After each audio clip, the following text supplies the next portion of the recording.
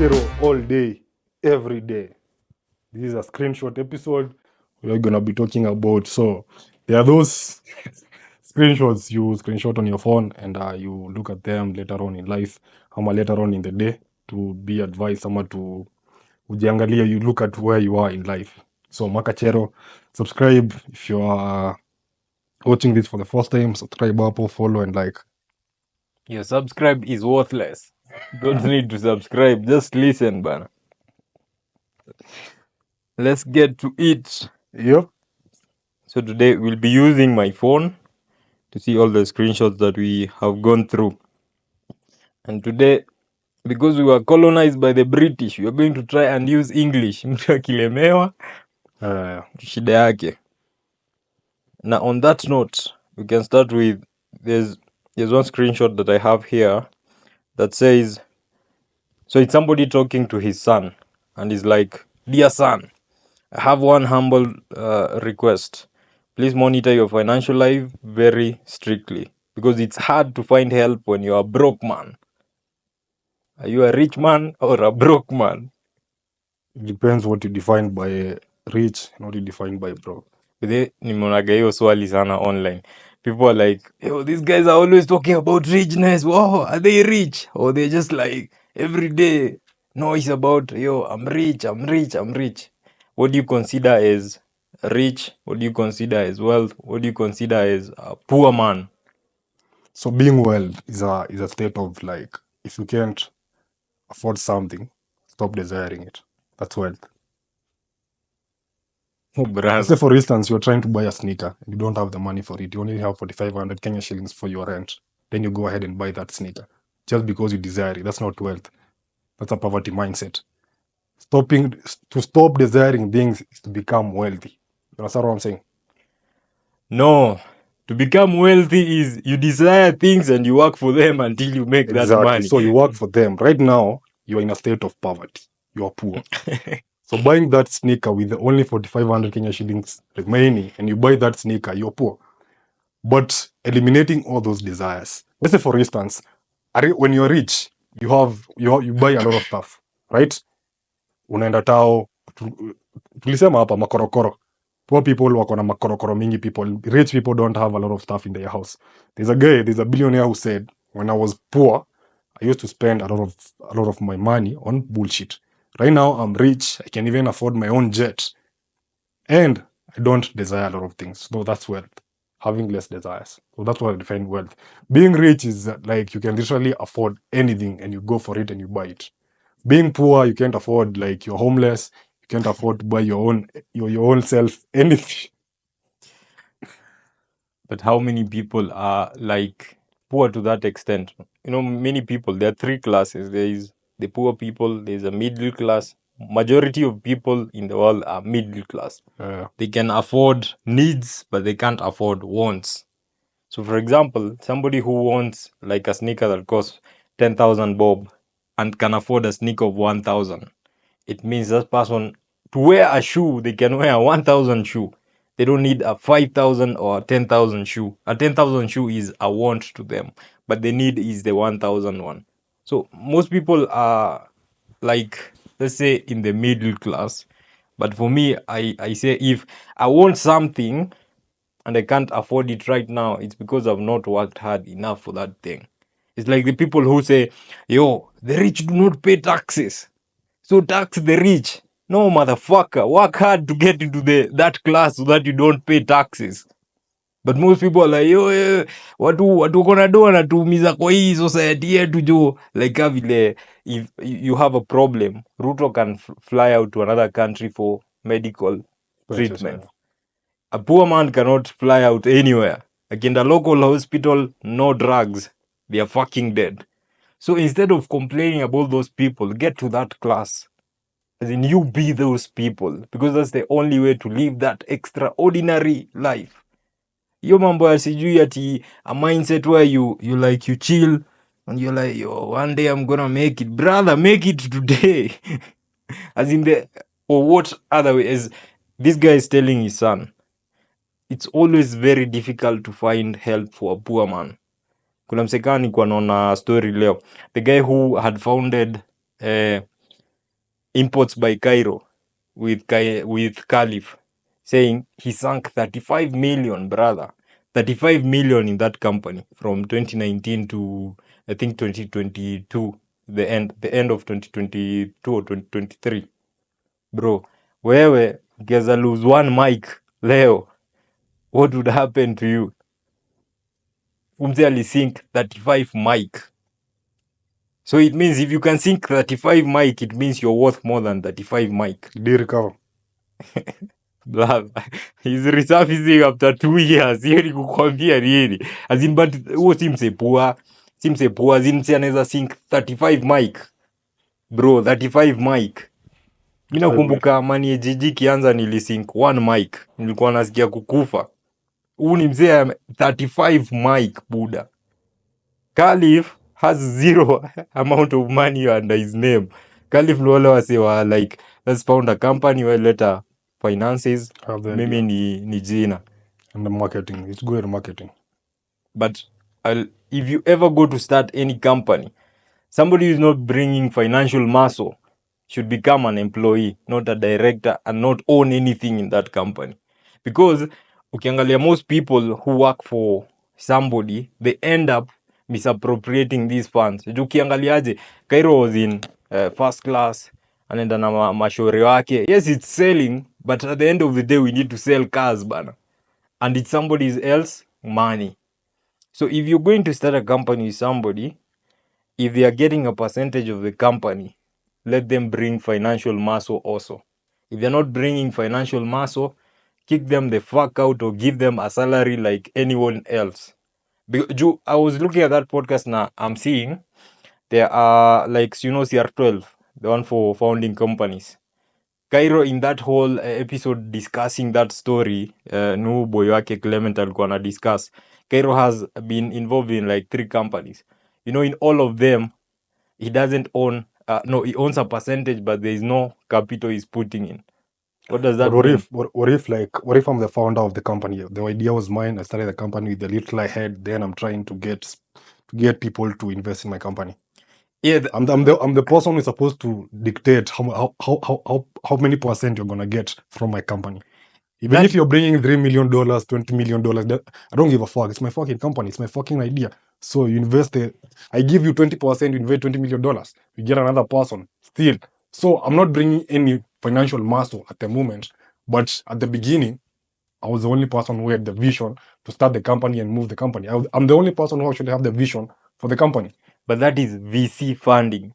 This is not VC funding. You come, you tell me, yo, bro, I have an idea. You have 0 cents to your name. Yeah.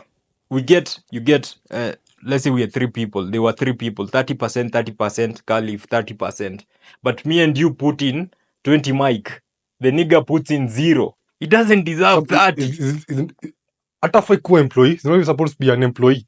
If the company is starting, if you're founding a company and you're not bringing anything to the table, but still you can bring in skills. There are people. Fuck your skills, bana. We are here to make money. Let's talk about Spotify, right? Spotify, the guy who was the programmer, the coder, right? He was promised a huge amount of shares, but he was only given 5%, around 5%, right? No. So did he deserve that simply because he didn't invest the money? It's only one guy who was investing the money in the company. The reason the founder of Spotify got money is because he had sold his other digital advertising company to the same guy. So if you come work with me, I realize you built an idea. I buy your idea, you exit the company, I have capital. So I realize this guy is worth working with. So you come back to me, tell me, yo, I have this new idea about music streaming. Can you put in the money? That makes sense because we have worked with you before. You have sold your company to me. What you're saying is, if leverage can work. Yeah, it can work, but not when we are starting. Okay, like it makes sense. But Caliph Cairo has a reputation of building companies. No. For instance, would you work with Caliph Cairo? Right now, you would work with him. Yeah. But these guys worked with him before anyone knew who Caliph was. Caliph Cairo, yeah. So what ended up happening is Caliph used their resources to get where he is. So because if you watch that episode, you'll understand what I'm saying. As in, me, I have been kicked out of a company. I know what I could understand what the founder is saying here, the guy called Clement, what he's talking about. Because I once owned 10% of a company. I decided, yo, I'm gonna leave. This guy's equated my 10% to $10,000, and I was like, fuck you. I don't want your $10,000. Because to me, you can't equate 3 years of work to $10,000. $10,000 is 1 million. It's too little money. So you'd rather take the shares and be like, yo, you don't own anything. Because as you were saying, Fuck there your was shares. a board meeting. Caliph is getting a salary, is getting everything through the company, and then Caliph is using the company. Because tuseme uko na kampuni na uko na maboys, unaenda ukiambia maboys, yo, mimi niko na kampuni. So Caliph is like, if there is an issue with your car, bring it to our garage on the tab of the company. But he's not bringing any financial muscle. Umse ndo maana alisink 35 million.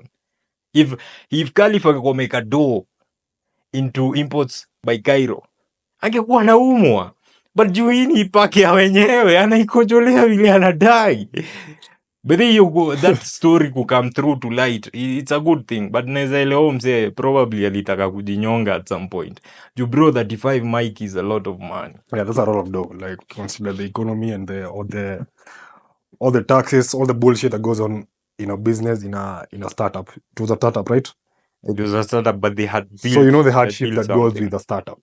Bro, you work 19 hours, empty pockets, no sleep, no food. Bro, No, nothing. You sleep people for 2 fucking hours. As people think starting a company is like you're gonna work for yourself, you're gonna have weekends, You're gonna have a lot Bro. of money. Actually, I think when you start your own company, it's actually more hectic than being employed. And that's why most people choose being employed. Because being employed, you're just working for already made money. Right? If you look at a company is making, like, let's say for instance, it has a monthly income of, let's say, 10 million, and the only cash you're being paid is, let's say, 50,000 Kenya shillings. Most people don't look at this company is earning 50 million Kenya shillings, and I'm only being given a breadcrumb. What if I start my own company? So the problems that comes with it, that's what everyone tries to avoid. You don't want to wake up at 6, sleep at 4, wake up at 6 again, sleep at 4. You don't want all the hardships, dealing with people every day, marketing a company, making sales for a company on yourself. The truth of the matter is not everyone under the sun is built to start a company. I've started like 3 companies. A lot of them have failed, but some have worked. Yeah. It's not easy, but you can decide to start. But there's one thing you need to understand. When I was younger, I used to say, always tell people, yo, bro, you go quit your job, because that time I was working for a startup that I feel I own. I have a percentage. I'm at the top of the rankings. But then later I started working for big corporates, and I'm like, you have to consider yourself an individual as a business also. Right now, I'm paid for 8 hours of work by a company. As an asset to that company, the amount of money they pay me as a business for 8 hours, less than 10% of companies in Kenya, businesses in Kenya, even in the world, don't make that revenue. That is one thing also you are supposed to consider. What business can you start that is going to pay you the amount of money you get paid? If you're paid 10,000, 5,000, 15,000, fucking quit. If you're paid a mic, brother, ask yourself how many businesses would pay you a mic. No, not many how many business- businesses would pay you a mic. How many businesses make a mic. profit of a mic? Not revenue. A lot of businesses make a revenue of even up to 10 million, but the business is negative. Ask yourself, you to that business that you work for as an employee, you are an asset. For yourself, you are a business. You are an entrepreneur in that business. You get paid half a mic or a mic. So it's pure profit to you. After Ruto amekata paki yake, ukibaki na 800 ama ubaki na 400, whatever you're left with, it's pure profit. So you can consider yourself a business for 8 hours of work. But people don't think of it that way. But if you're paid 5K, 3K, bro, you quit, bana. You can't die because somebody's not paying But I think 5K. Kenyan companies have a way of demoralizing people. So you're a graduate, you've studied for 10 years, for 8 years in primary, 4 years in Kole, 5 years in uni, and done another 2 years in courses. then someone has the guts To tell pay you to you 5K. negotiate a 20,000 salary. Bro, like, how much do you think I invested in the level of education I'm in? And then you have the guts to offer me 15,000 Kenya shillings, 20,000 Kenya shillings, 30,000 Kenya shillings. And yeah, hapo, you quit, bro. Yeah, if you're paid too little, quit. But if you paid a Enough. good amount of money, and as in, you know, there are environments that are not worth working in. Yeah. Like, bro, mi naweza kwambia, my first ever job I was paid 2,000 bob. 2,000, nilikuwa na spend 6,000 kuingia hiyo job. So nilikuwa nenda negative ndio nikamwera. But nilistick hapo for like 3 months, bro. Ilikuwa pissed. I'm like, bro, a full IT graduate, you can program. Less than 10% of the organization understand what is in your head. But you're the least paid. 2,000 bob. Mokoro alikuwa ananijenga do ya kuenda job. Yeah. Nenda negative ndo ningiewera. But unambego, you always start somewhere. As in, you could decide to start your own business, but if you don't have funding, or if it's not an idea that is revolutionary, probably it's gonna fail. That is the truth of the matter. But mostly, if you have an idea, get it to repeatable and scalable. Keep it as small as possible until it's scalable, repeatable, and profitable. If it's not those three things, wachana mambo sijui yo, I need to hire who, I need to bring who, those people will come eat your money and disappear. 3 things. Repeat. Is it repeatable? Is it scalable? Scalable is, can you be able to like increase the number of people who enjoy your service for you to make more money? For example, we who build software, we build apps every day. If our app can scale to 1 million people from 10,000 people, it means more money for me. And then profitable. Is it chargeable? Is there a paywall on this fucking thing? If I can't pay for it, that idea is worthless. Nothing So- is for free. So quit your job. If you're paid 5K, quit tomorrow. Quit your job, man. Tuma But- resignation. And tell them to fuck themselves na ukunie kwa meza. Let's go to the next meme. But then uswai toka anywhere ati with I was going kujolea kazi. I Yeah. have a friend who literally alikojolea kazi, like, and he went where he was going, did the contract for 1-2 years, and then he was done, and he was fucked up. So returning home, he was like, bro, I need that job, but ulikojolea kazi. How is someone gonna give you a job back kama ulikojolea kazi? Let's say for instance, ulidenkia meza ya manager. How am I gonna give you your job back? So just live calmly, live like friendly, tell the manager I have another opportunity somewhere else. I'm gonna go negotiate. If it doesn't work, I'm gonna come back or whatever, but tell them to fuck themselves on the next Yeah, always live amicably. Be professional. Go the Yeah, job professionally, do the job professionally. Life changes. Shit happens. Yeah, man. Next one. So there's somebody who sent me this screenshot. So there's a chick called Sophie Rain. She made $43 million last year. 43? Let me repeat the number. $43 million last year. What do you think she was doing? Like, for a lady to make that kind of money, I think it's the only thing she can do is either pornography or OnlyFans. Baba. What else? So Sophie Rain made $43 million in 1 year on OnlyFans. Yeah, After exactly. taxes, 40 million, blather. Blood. 40 million, bro! Fungo OnlyFans. Even the CEOs are not paid that amount in a year, Like, bro. how much is $43 million in Kenya shillings? Yeah, you only come out like It's around more than- 4.3 B. Bro, it's a lot of money, man. 4.3 B. Around that. It's a lot of money. 1 million is 227. Yeah.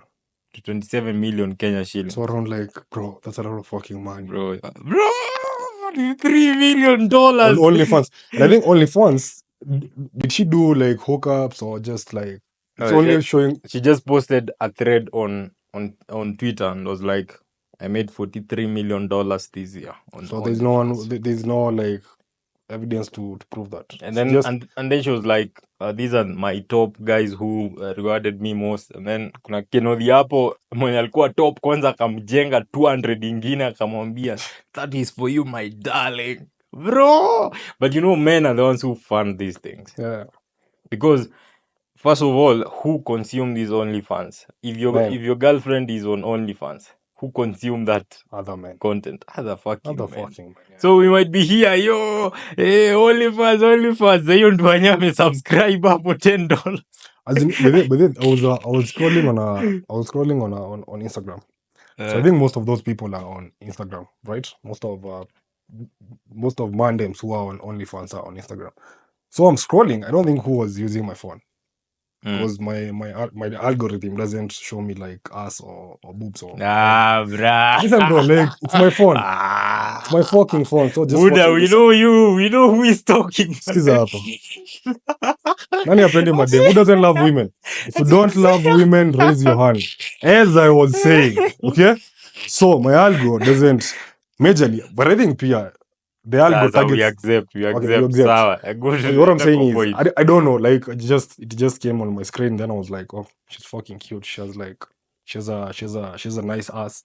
So I just clicked, went to her profile, and then I was like, where does this link lead? I was kind of curious. So I clicked the link and went on her OnlyFans, and then it was like from $30 to $2. I was like, I'm gonna pay this shit, man. Like, You nataka paid kuona hiki- $2. yeah. Like it was an offer, a 3-month offer. Like unachochwa. See, it's marketing, right? They're saying it's from $30 a Oh, the month subscription was exactly 30. to Now it's $2, right? $2 I think a week. So that's approximately $8 a month. So I was like, hey, I think I'm gonna pay this.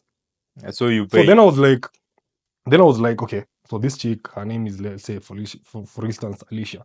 So I went on Google. I wrote her name, Alicia. Then I went on Telegram.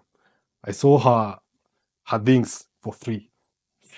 For free, bro. Like the things she's asking people to pay $2 for, it's actually on the internet. So most of the stuff people are paying for have actually been leaked. Right? So if you want these things, bro, like zimejaa huku nje. They are for free. Like why pay someone $200 just to see some pussy? No, you don't understand. Unajua, somebody sat down and wrote the code for OnlyFans. Somebody founded OnlyFans. And this nigga is making over 1B a year. So this is the catch. If I'm on OnlyFans, it's the service you're paying for. Like me and you can converse while I'm sending them to you. You can ask me, do this. You know those leaked ones? You're just going like through links, yo. I don't know. You don't want to pay for the $2. You need to go through the hustle. $200 to $200 are a lot of fucking money for broke guys. And actually, people who watch those stuff are broke. You can be no one is paying a subscription fee and is broke. The guys who are on leaks like you are the broke motherfuckers with nothing. Why would they pay $2 for some pussy? As in There's a lot of free pussy out here, bro. Like, why would they pay $2 for pussy? You don't And even if I want to converse with her, I can DM her, bro. If she wants me, she wants me. If she doesn't want me, fuck you. Bro, you don't understand. I actually know someone who on OnlyFans. I converse with her, and there's some motherfucker who's paying to converse with her or see her pussy. Bro, that's the fucking reality. If you're a Kenodia, you're a Kenodia. You're a Kenodia with money. Exactly. But this is what I always say. Bro, mambo ya kuambiwa we ni jina, we ni maskini. Wacha ikae. If juka kuna msee alikuwa anasema, it's rather make sure you make money the hard way so that you learn. Bro, I don't want to make money the hard way. I just want money. If mtasema ufala akona do, bado niko na do. But I'm not saying do despicable things. So nika tuseme msika Adin Ross alistream for 1 year aka make millions. Bro, wewe umework from 1990. You're still struggling. Would you rather have his life but he doesn't work out, he doesn't look fit, he looks probably depressed, or would you rather have this life that you're struggling with hapa? I'd rather have money. Money, brother. Money. Money. Anyone who tells you money is not important, they are poor. They don't have you. Fuck them.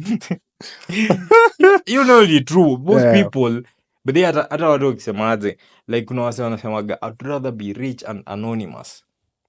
Other people wanasema, but there are people who are rich and loud as fuck. Akina Andrew Tate.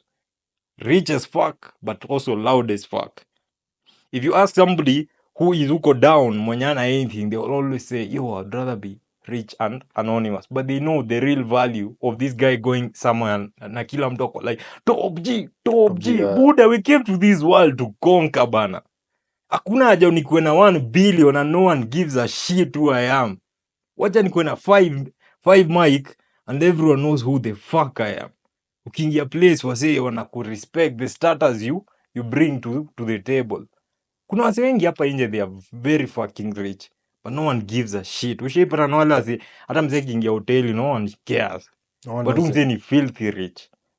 Hakuna mzee, the guy can even be disrespected. Mazee na sio mazee, umeload pake ingine mbaya Manze. Sinikala vile alikuwa anasema ana get disrespected, anaenda anaambia waiter anaweza nunua hii counter. I can buy the whole counter. Naweza buy mtungi. Naweza buy hizo mtungi zote za keg. As in money is a deal bana. Money is everything brother. Mtu asiwe kuchocha bana ati be poor and you'll enjoy life. But I feel like as in on that note, I think most people online who flaunt their money, people who are running ads saying they are rich, those are scammers. Those are people who want you to pay for their university, buy their course. Those guys they are rich, but for them to survive, to keep the kind of lifestyle they have, they need you to go and subscribe on their channels, not even channel, to buy their course. That's the catch. Course, classes, bots, and all that kind of stuff. But you know, it's easier to make money that way. It's easier, but it's actually easy by the way. It's very easy. It's very easy. Bro, if I show you the number of DMs I have over every month, over 1,000 people asking me if I sell, you sell this? No. You have classes. Do you have classes? Bro, you only Can you create a real account for me? To make $1 million, it's $10 from 10,000 people, or $1,000 from 1,000 people, or $10,000 from 100 people, bro. But do you think that's a legit way of making money? Bro, bro, at the end of the day, it's you to decide. There is no angle of morality in the world. What I'm saying is, like, let's put moral values aside. But in real sense, do you think, like, feeding on the weak, feeding on people who don't want to learn? But I think it's a legit way of making money, because if you don't want to learn, or you want me to teach you, I've studied this thing for 2 years. I'm going to teach you for an amount of money. I can't teach you for free. I can't be your mentor for free. So I think it's a legit way of making money. But the problem is, most of these people who sell these things sell worthless things.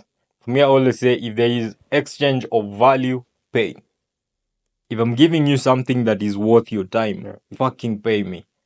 But if it's like a scamish way of making money. If I tell you, yo, if I give you this thing, you're gonna start making money like me. It's legit. Then you take it and you lose your money. You get me? It's fucked up. That is like nikwambia hii kitu ni worth, but it's not worth. I'm telling you eggshells, but I'm telling you it's eggs. That's you ni kuscam say. It's being a thief. So what you're saying is, if you're selling something, sell something that has value. Exactly. Like for me, I always try, if we are building services or we're doing anything, like the moment we place a paywall on anything, it's worth your fucking dollar. Because there's no need of walking the earth and you're always looking like, yo, nani anaweza nipiga risasi ya haga. It's not worth it. I mean, if you scam somebody, it's only takes one person to be like, but I'm gonna come for this motherfucker. But my question is, like, let's say for instance, I'm selling those courses, I'm selling the bots, I'm selling the classes. So if I sell to 10 people and it doesn't work, right? These people definitely are not gonna return because you're selling us bullshit. True. So do I need to go look for other people to sell my products to? Yeah, that's the problem. Or these people are so stupid, they come back to you. Because honestly, but you can't be that dumb. You can't be that honestly, dumb. Especially on trading, there are a lot of stupid people. And that is why I don't do classes. In this world, there are a lot of very stupid people. Somebody who is dumb naturally and doesn't want to put the work. So somebody will ask you something as simple as how do I create an account? Something you can go on Google and search, yo, how do I create an account for this platform? If it's Xness, how do I create an account for Xness? If it's Deriv, how do I create an account for Deriv? If it's Money AGG, how do I create an account? Somebody asks you something that's stupid. Now come to, you need to understand, let's say, take trend lines, support, resistance, candlestick patterns. Motherfucker, this guy is not getting shit. So this person, if you tell them, I have a secret formula here for $1,000, they will pay. Because they are that stupid and they're not willing to put in the work. Let me say, even if the formula to make that $1,000, you can actually make the $1,000. This motherfucker is not even gonna reach half of the content that is in that booklet ama hiyo kitabu. To reach the level of expertise that you have. And that is why some people do sell legitimate products, but these products, 90% of the people who buy the products, they don't work for them. Because these people are not putting in work. So you have worked on the charts for like 3 years. You're in your sleep, you can understand what pattern is happening. This guy is new, doesn't want to put in the work, and they are also stupid to add on. What do you think is gonna happen? But I think people are dumb. Like there was this scam which was Benja actually alioshwa na Benja ni dumb. Benja. There was this scam. Actually, it's legit. And a lot of people fell for it. There was this scam, like people were saying, I have fixed odds from the dark web. Bro, hiyo kitu iliosha watu. Unakumbuka hii Ponzi scheme ya public lights? So you put in money in after 2 or 3 months. Is it after 1 week or 1 month? You take out money. Yeah, exactly. You get 30% of your money. So one day the website shut down. Yeah, you go to the website for and the beginners who got to the website at the beginning brought in uncles, moms, dads, sisters to trade their money. Some people even sold their houses, sold their land, because the shit was actually working, but it was a Ponzi scheme. They were trying to create trust for the model to work. So when people time do yao paki yao ilifika fiti wakazama. So a lot of people were left depressed, all that kind of shit. So it's easy for you to fall for that kind of stuff. You fall like, bro, if someone is promising you like you're gonna make $5 million in 1 month, enda umwambie make that $5 million. $5 million times 12, that's how much? Let's say like 60 mic. 60 mic. So 60 mic, kama unaweza make 60 mic in 1 year, why do you need me? Don't need me. Niliona jamaa fulani anaitwa Tony Mpole akisema kuna jamaa alikuwa ananiambia atanionyesha kuunda 100k per month, lakini anataka registration fee. Kamwambia aje, si ukate hiyo registration kwa hiyo 100 utamake, unipe 90. Unataka kuishi town na pesa yangu wewe? Hiyo clip ilikuwa funny. But basically, una explain how a Ponzi scheme works. It's get from Peter to pay Paul. You join in first, you bring 10 G's. I promise you 30% of 10 G's, 3 G's. If you bring somebody else. So this guy comes, your next person brings 10 G's. I take 10 G's from them, I give you 3 G's. I tell this person, get me another person, I'll give you 30% of your money. They bring 10 G's, I take 10 G's from them, I give you 3 G's. So where Ponzi schemes pali munapataga site imedisappear is when the number of people, the saturation has reached maximum. There are no more people that can join. So at that point, you can't pay Peter from Paul. So you tell Paul and Peter, fuck you.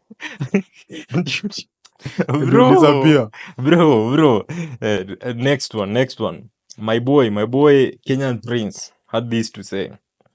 Unataka nizae ovyo alafu watoto wangu wateseke kama mimi. The life I grew up in gave me childhood trauma and I don't want my child to undergo the same. Yeah. This guy is basically saying, I think he lived in the streets for a while.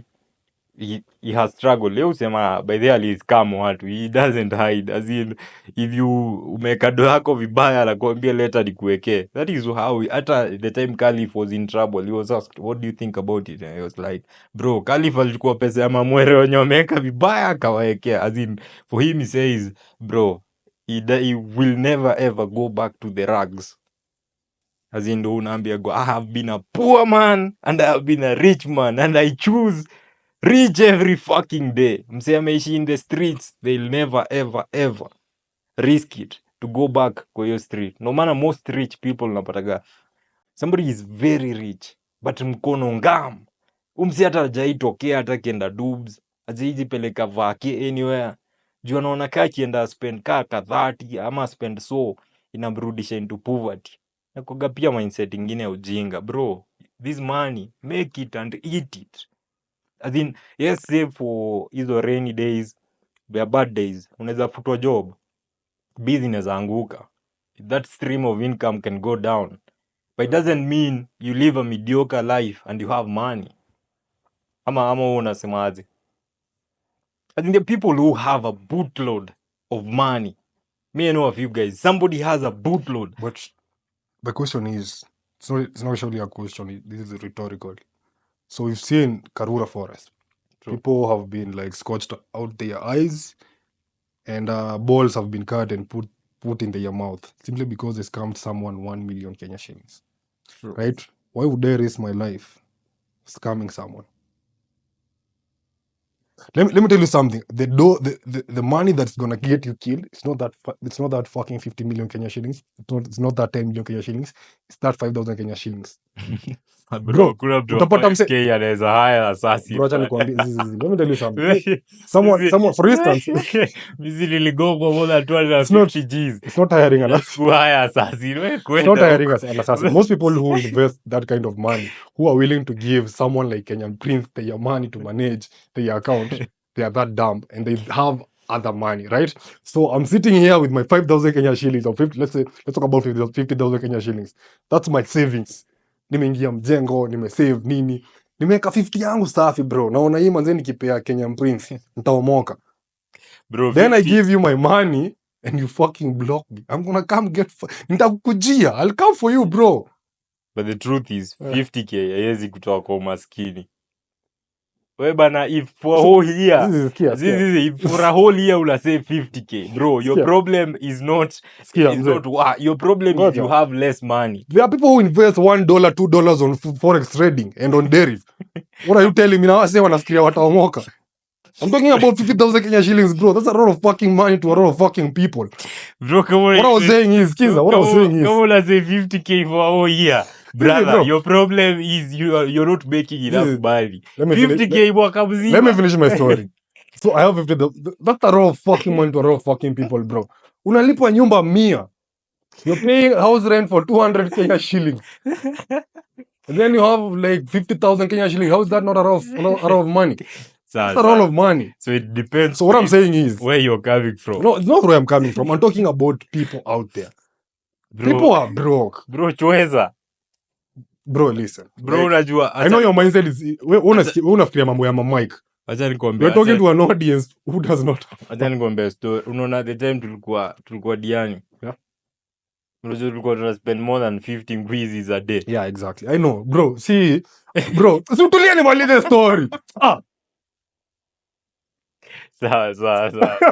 Sawa. Sorry to anyone who is saving 50K ngwizis. What I'm saying is, like, someone has saved that kind of money, right? And then umuoshe hiyo do. Umse ni either adedi, ajinyonge, ama kukujie. Bruh. And this guy, let's say hypothetically, knows where you live. Mm. This guy is gonna come for you. Utadinywa mzee. And most probably someone like Kenyan Prince doesn't have security. He doesn't have. Don't Exactly. So suppose. He doesn't. He doesn't have security. Umeniosha 50 Gs, I'm gonna come for you. Yeah, by the way, avoid. Avoid, man. Avoid.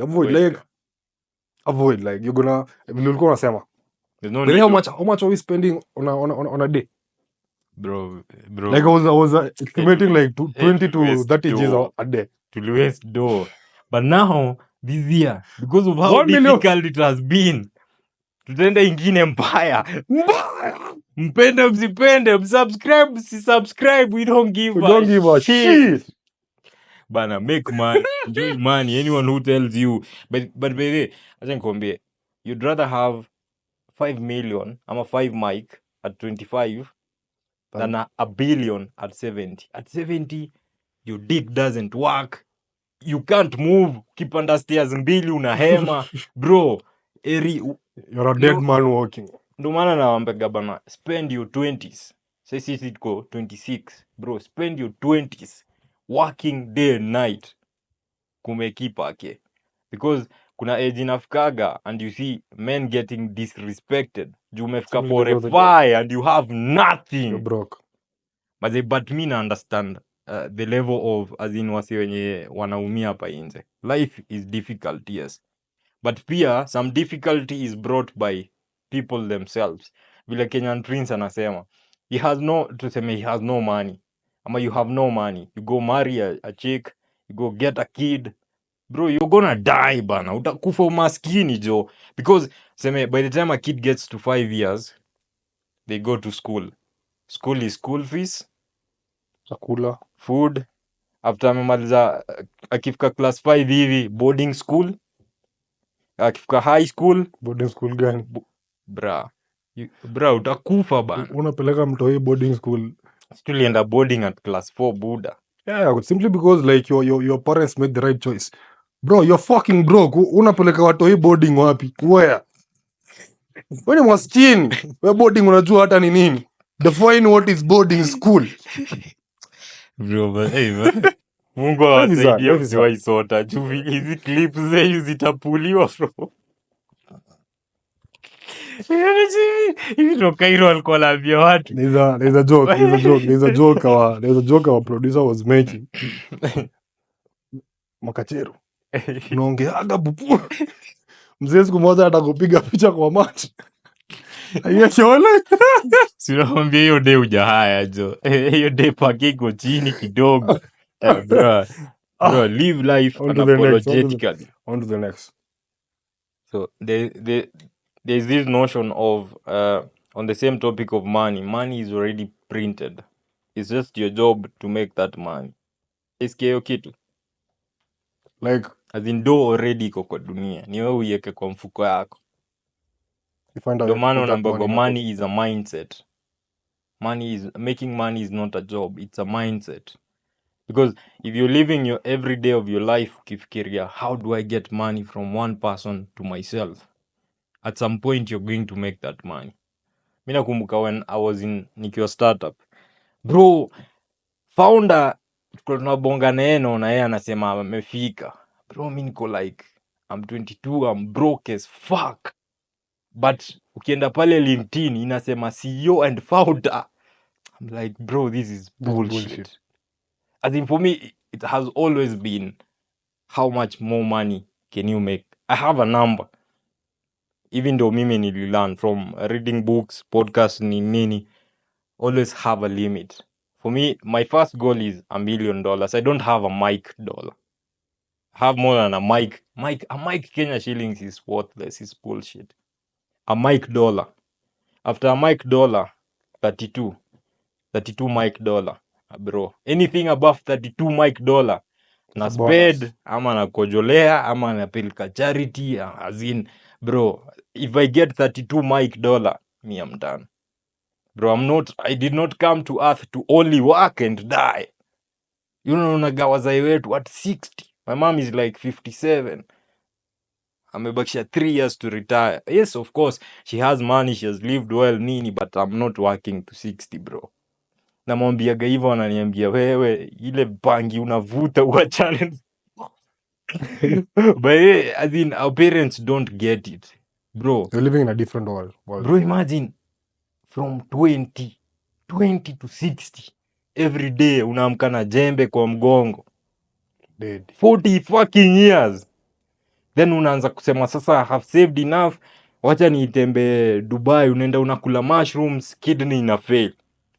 Bro, after working for 40 years, bro, wacha nikule pesa yangu zaidi kwa 25. Buddha.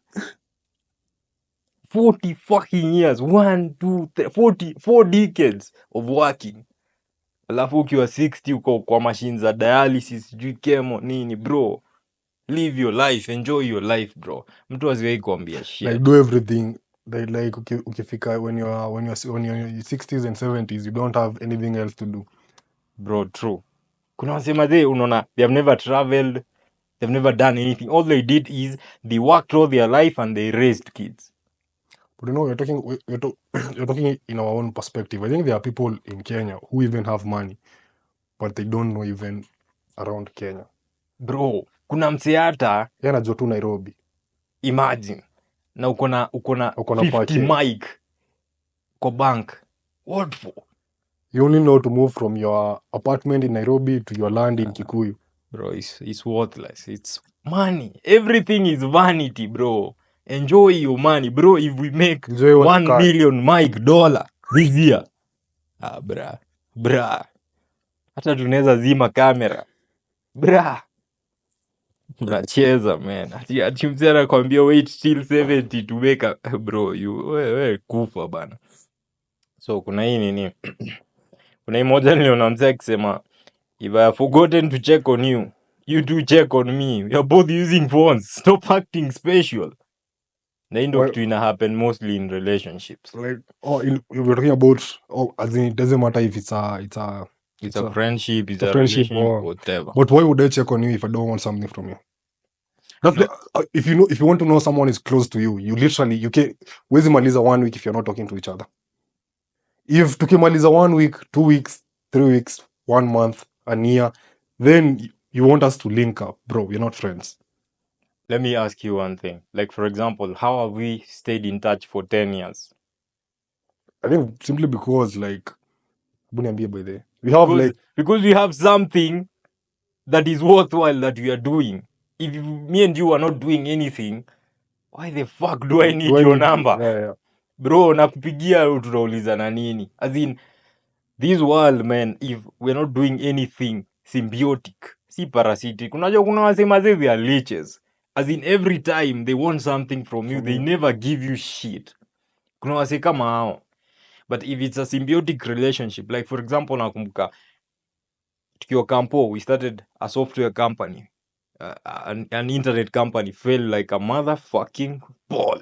Yeah, we were making COVID ilikuja bana. COVID came, yeah. After that, after COVID came back Gladly. to the city, we started sneakers to this. Yeah, no. Remember when we invested 10,000 Kenya shillings on clothes? We started selling sports kits. You now ikakunywa maji. Bro, Then sneakers. Sneakers still floating. Check out judiso.com for Yeah, some man. crazy ass sneakers. bro, and then somebody tells you, make your money and shut the fuck up. Bro, were you there when I was suffering? Bro, unajua shida nimekula leo nifikia hapa. Hizi inheritance. It's Fuck you. pure hack. Bado mzazi hajaachilia will bala. Unacheza bala. Ati shut the fuck up, bro. Why would I shut the fuck up? Why would I keep quiet? It's literally what I've done that has made me to be where I am. Bro, hii ni Uko movie. hapo, jue uko hapo. Hii ni movie bana. Ni Bro. drama. Mnacheza man. Hao wasi wananitaga Elon Musk. Mi ni Elon Musk. Bana. Bado sijapata SpaceX moja. Bede. Bro. Unajua vitu tumetry hii dunia. Bro, before we started, the reason we started a podcast, nakumbuka tukisema, we meet every weekend. We don't have a way to record what we are, memories. Nini. It started as a way to record memories, then it evolved into, bro, we have opinions. Hey, but people, watu watatupasha online, but we are like, fuck you. The first few comments were getting to me. Actually, the first few comments were getting to me. Then, within a while, you just start getting used to people, and that's how you realize, like, people, it's not about you; it's about them. Yeah, people. Hakuna vile someone you don't know, someone you have never met, comes online and calls you a dog. Enda udinye mamako. Sijui nini. No. Those guys are, bro, it's not about you. Post your shit, let them talk. Because msee saa akikuita umbwa just from nowhere.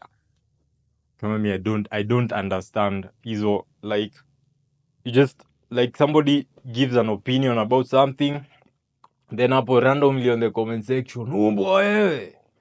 Like, bro, you just say what you want to say. Bring out an opinion that is worth like exchanging words. Kuna ile kitu ulikuwa unanishow jana. In Kenya there's freedom of speech. Freedom before speech. There's freedom of speech, but I don't guarantee freedom after speech. Hiyo ilikuwa like kama Nani ndo anatumiaga hiyo Museveni? Museveni, yeah, anaambiaga wase wa UG. You can talk however you want. There's freedom of speech, but I don't guarantee you whatever you freedom after speech. That means take care of whatever you say. Whatever be careful of what you say. Yeah. Right. But the thing about Makachero, like I was sitting down the other day, like having a cup of coffee, and I was thinking my bro died, right? Yeah. So I check on my phone. I don't have any picture of him. I only have 2 pictures. In the picture I have of him, yenye ilikuwa kwa nini ya mazishi. So my brother had no memories. So he lived. I actually don't even have a photo with me right now of him and me. So this guy lived for 30 years and there are 0 memories of him. So he just died like a fucking number. Bro, he was 1,000,099. Manze. But me, I face the same things. Like, honestly, living without a father for a boy is difficult.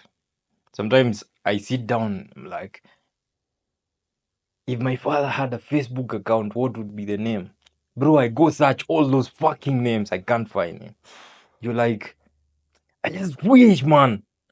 No man, I tell you, as a parent, the worst thing you can do to your child is you die because of stupid mistakes. Like, for example, you drank, umegongwa na gari.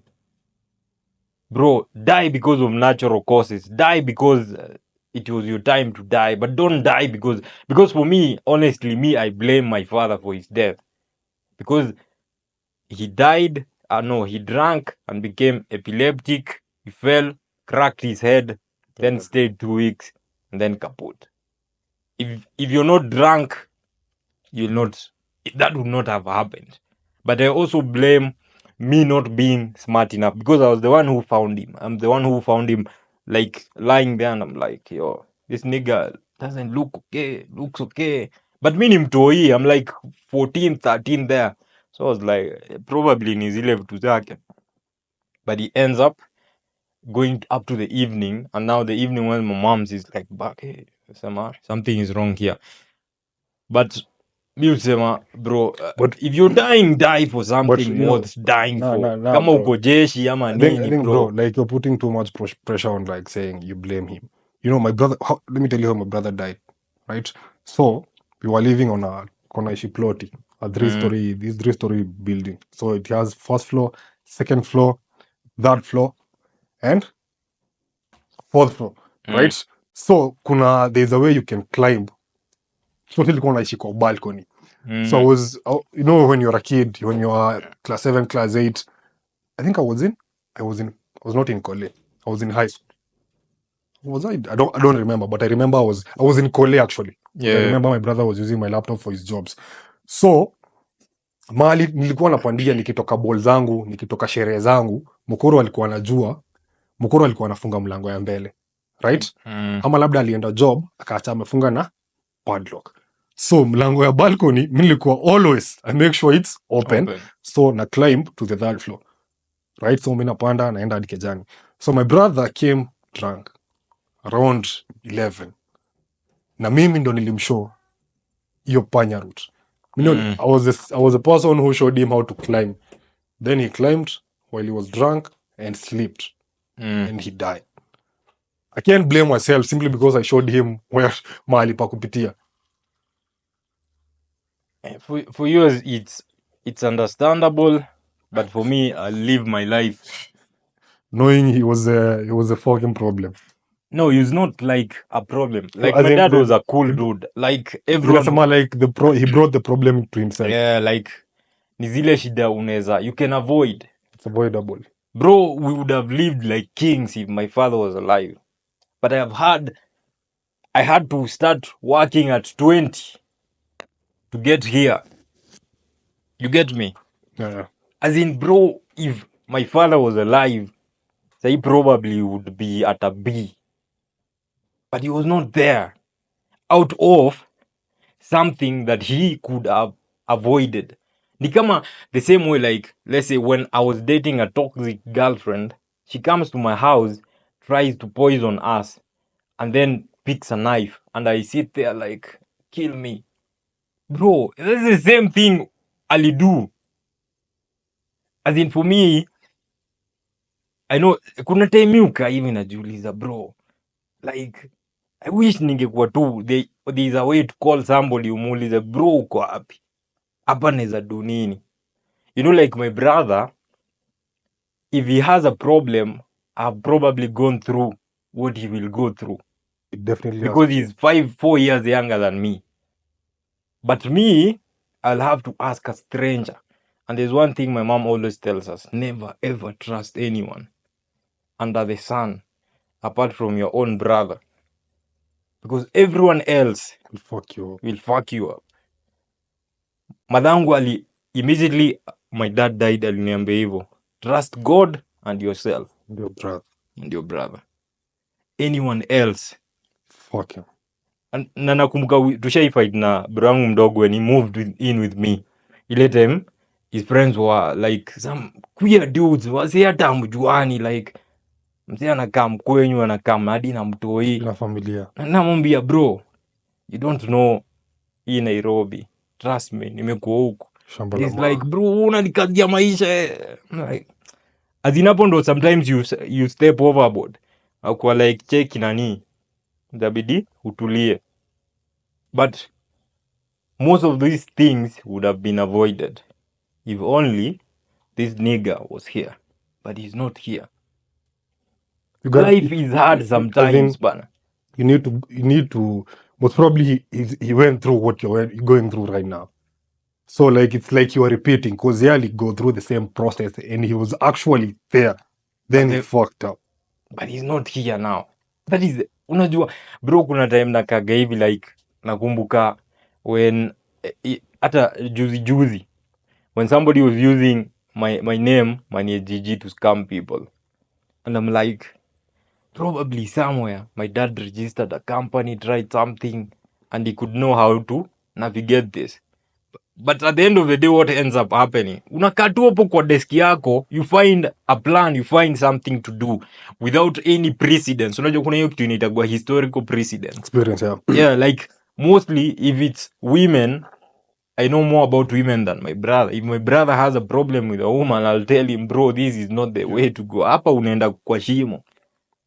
But now, for me, I have to figure out myself. The same way, wewe, you have to figure out yourself. Shit, yeah. But where you are a bit lucky because you can still go to your father is still alive, unaweza enda umwambie, yo, hata kaa we ni Kenothia, there's 1 2 3 you could still do. For us, we don't have that thing. There is no line to heaven or hell to call ulize, yo. Nakumbuka ile time, the first time tulikuwa tunaanza busy, unakumbuka nikwambia ile busy ya na ule best yangu ya kulima huko, and then akawalk away na pack yangu 20 Gs. That time I'm like, bro, my dad knew everything about agriculture. My dad was like the head of a province at the time, by the time he dies at 43. So you think if he was there, I would lose my money? No, You motherfucker. wouldn't. But it's life. Yeah. Maana mi husema most people, but the people cry a lot. People like give a lot of excuses. Pia mimi ningefanya the same thing. There are times I see them like, yo, I just give up, niachane tu na shit. I'm in a good job. I make good money. I don't need to do all this fucking work that I do. I don't need to sleep 3 hours. But I'm like, I have one chance to be the last person ever to work in my family. Bro, unajua me, the joy I would have if my brother never goes through the same thing I've gone through. Bro, at 20, I was clocking 19 hours for another company. For somebody. Bro, 20. Fucks me up. Lakini tajana na hiyo story. Tusikie hii story hapa ya there's a woman who was saying most men invest in a woman, helping her grow for the next man, while she leaves you hurt and broken for the next woman. Facts. But then ukweli, Facts, bro. kami nilipia mtu fee. You know, we tell full full of we Bro. tell a lot of people, like, if you're broke, you don't deserve a girlfriend. If you're broke, you don't deserve a wife. That lady is with you because she can be with anyone else. Udema yuko na wewe juu anakupenda. She's not with you simply because she loves you. She's with you simply because you can maintain her level of life. You're the highest status she can access can at this access. point. If she gets, bro, this is instance like when you are going for road trips. Unaona dem na msee na dem yake. So you just ask yourself, if I was to park right here, niambe huyu dem ingia tuende. What would be Bro, the answer? it doesn't matter if the relationship imekuwa for 3 years, it doesn't matter. She's gonna leave, man. But they are good girls. They are Sindio? not. They are good girls. As in, they are women who have been raised by their mothers to be like feminine to be. Most definitely not. Like, you know, like nilisema hapa the other day, like, men are supposed to attract. If wewe ndo unaenda like kukimbiza madem, you have a problem. Madem wanafaa kukimbiza simply because you have value. Sijui kama unaniget. So umeingia party, as in you're in a party somewhere, and ukiingia mwanze na suti yako, bwana niambie mse, like, let me give an example with Andrew Tate. If Andrew Tate walks in a party, even your girlfriend is gonna look at that motherfucker. He wants to be in his circle. That's attracting, bro. Manze, lakini wewe umeingia party, kale ni karembo, kale. Bro, alafu niambie bazee, I live the rest of my life mediocre, bro. Bro, kama, if there's one thing I think of, and I see on, even not on the internet, but I just think of it, there are people who have achieved the life that, in my head, I think is a great life. That 32 mic in dollars that I think, for me, is the cap. There's somebody who has 40 mic D. Right? Na yeye anaishi tu best. So inamaanisha it's possible to get there. The path bado ndio a bit lazima upitie 1 2 3 problems, but never settle for less. Ndio mimi usema, if even your girlfriend should know every time she's replaceable. She's not replaceable. Like right now, if you're in your 20s, the woman you're with is not the woman you're gonna end up with. And you're gonna end up with that woman being in a toxic, fucked up relationship if you get a kid. Because you're not in that relationship simply because you want to. You're in that relationship simply because you're stuck. Hapo ndio best inaweza. Hapo ndio best. Uanga bad. It's bad. You're there because you're stuck. That's why we're saying don't get kids at your 20s, don't get married, wait until you're in your 30s, manze. Kama sahi, for instance, let me give an example with myself. If I get a kid right now, I'm fucking dead.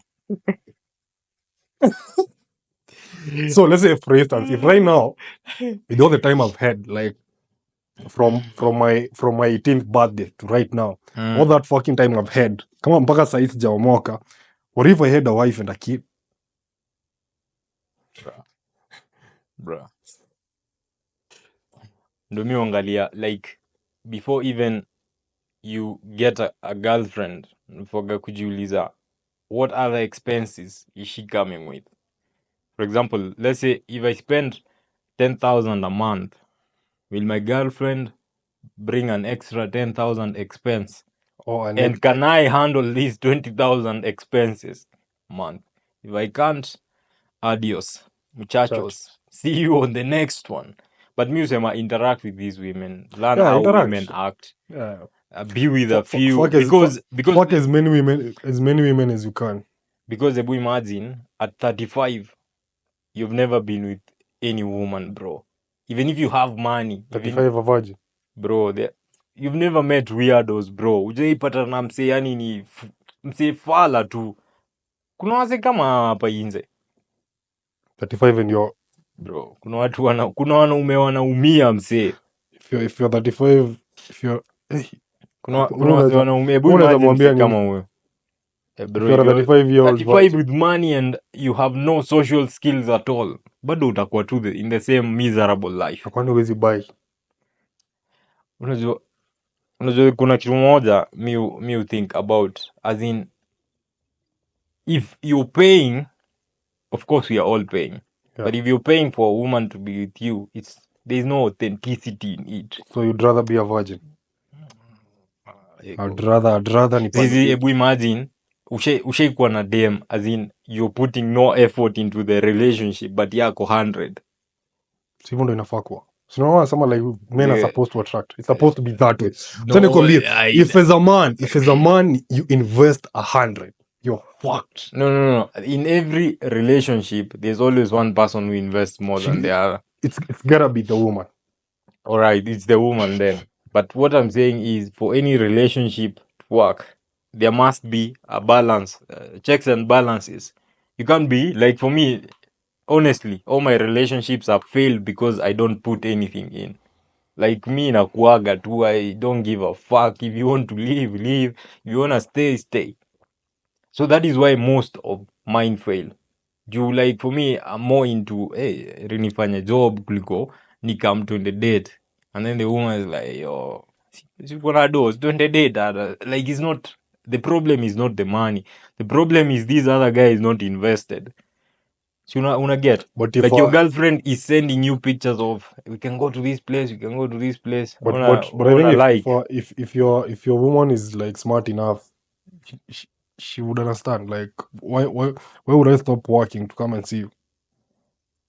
bro, but unajua kuna hiyo sentimental thing for human beings. The Hata attention. ungekuwa dem, The attention. This is it. I ungekuwa think- dem, mbona chali yako So asikupe let attention? me ask you something. Like, if she can't handle you being away, right? That's the reason why they leave.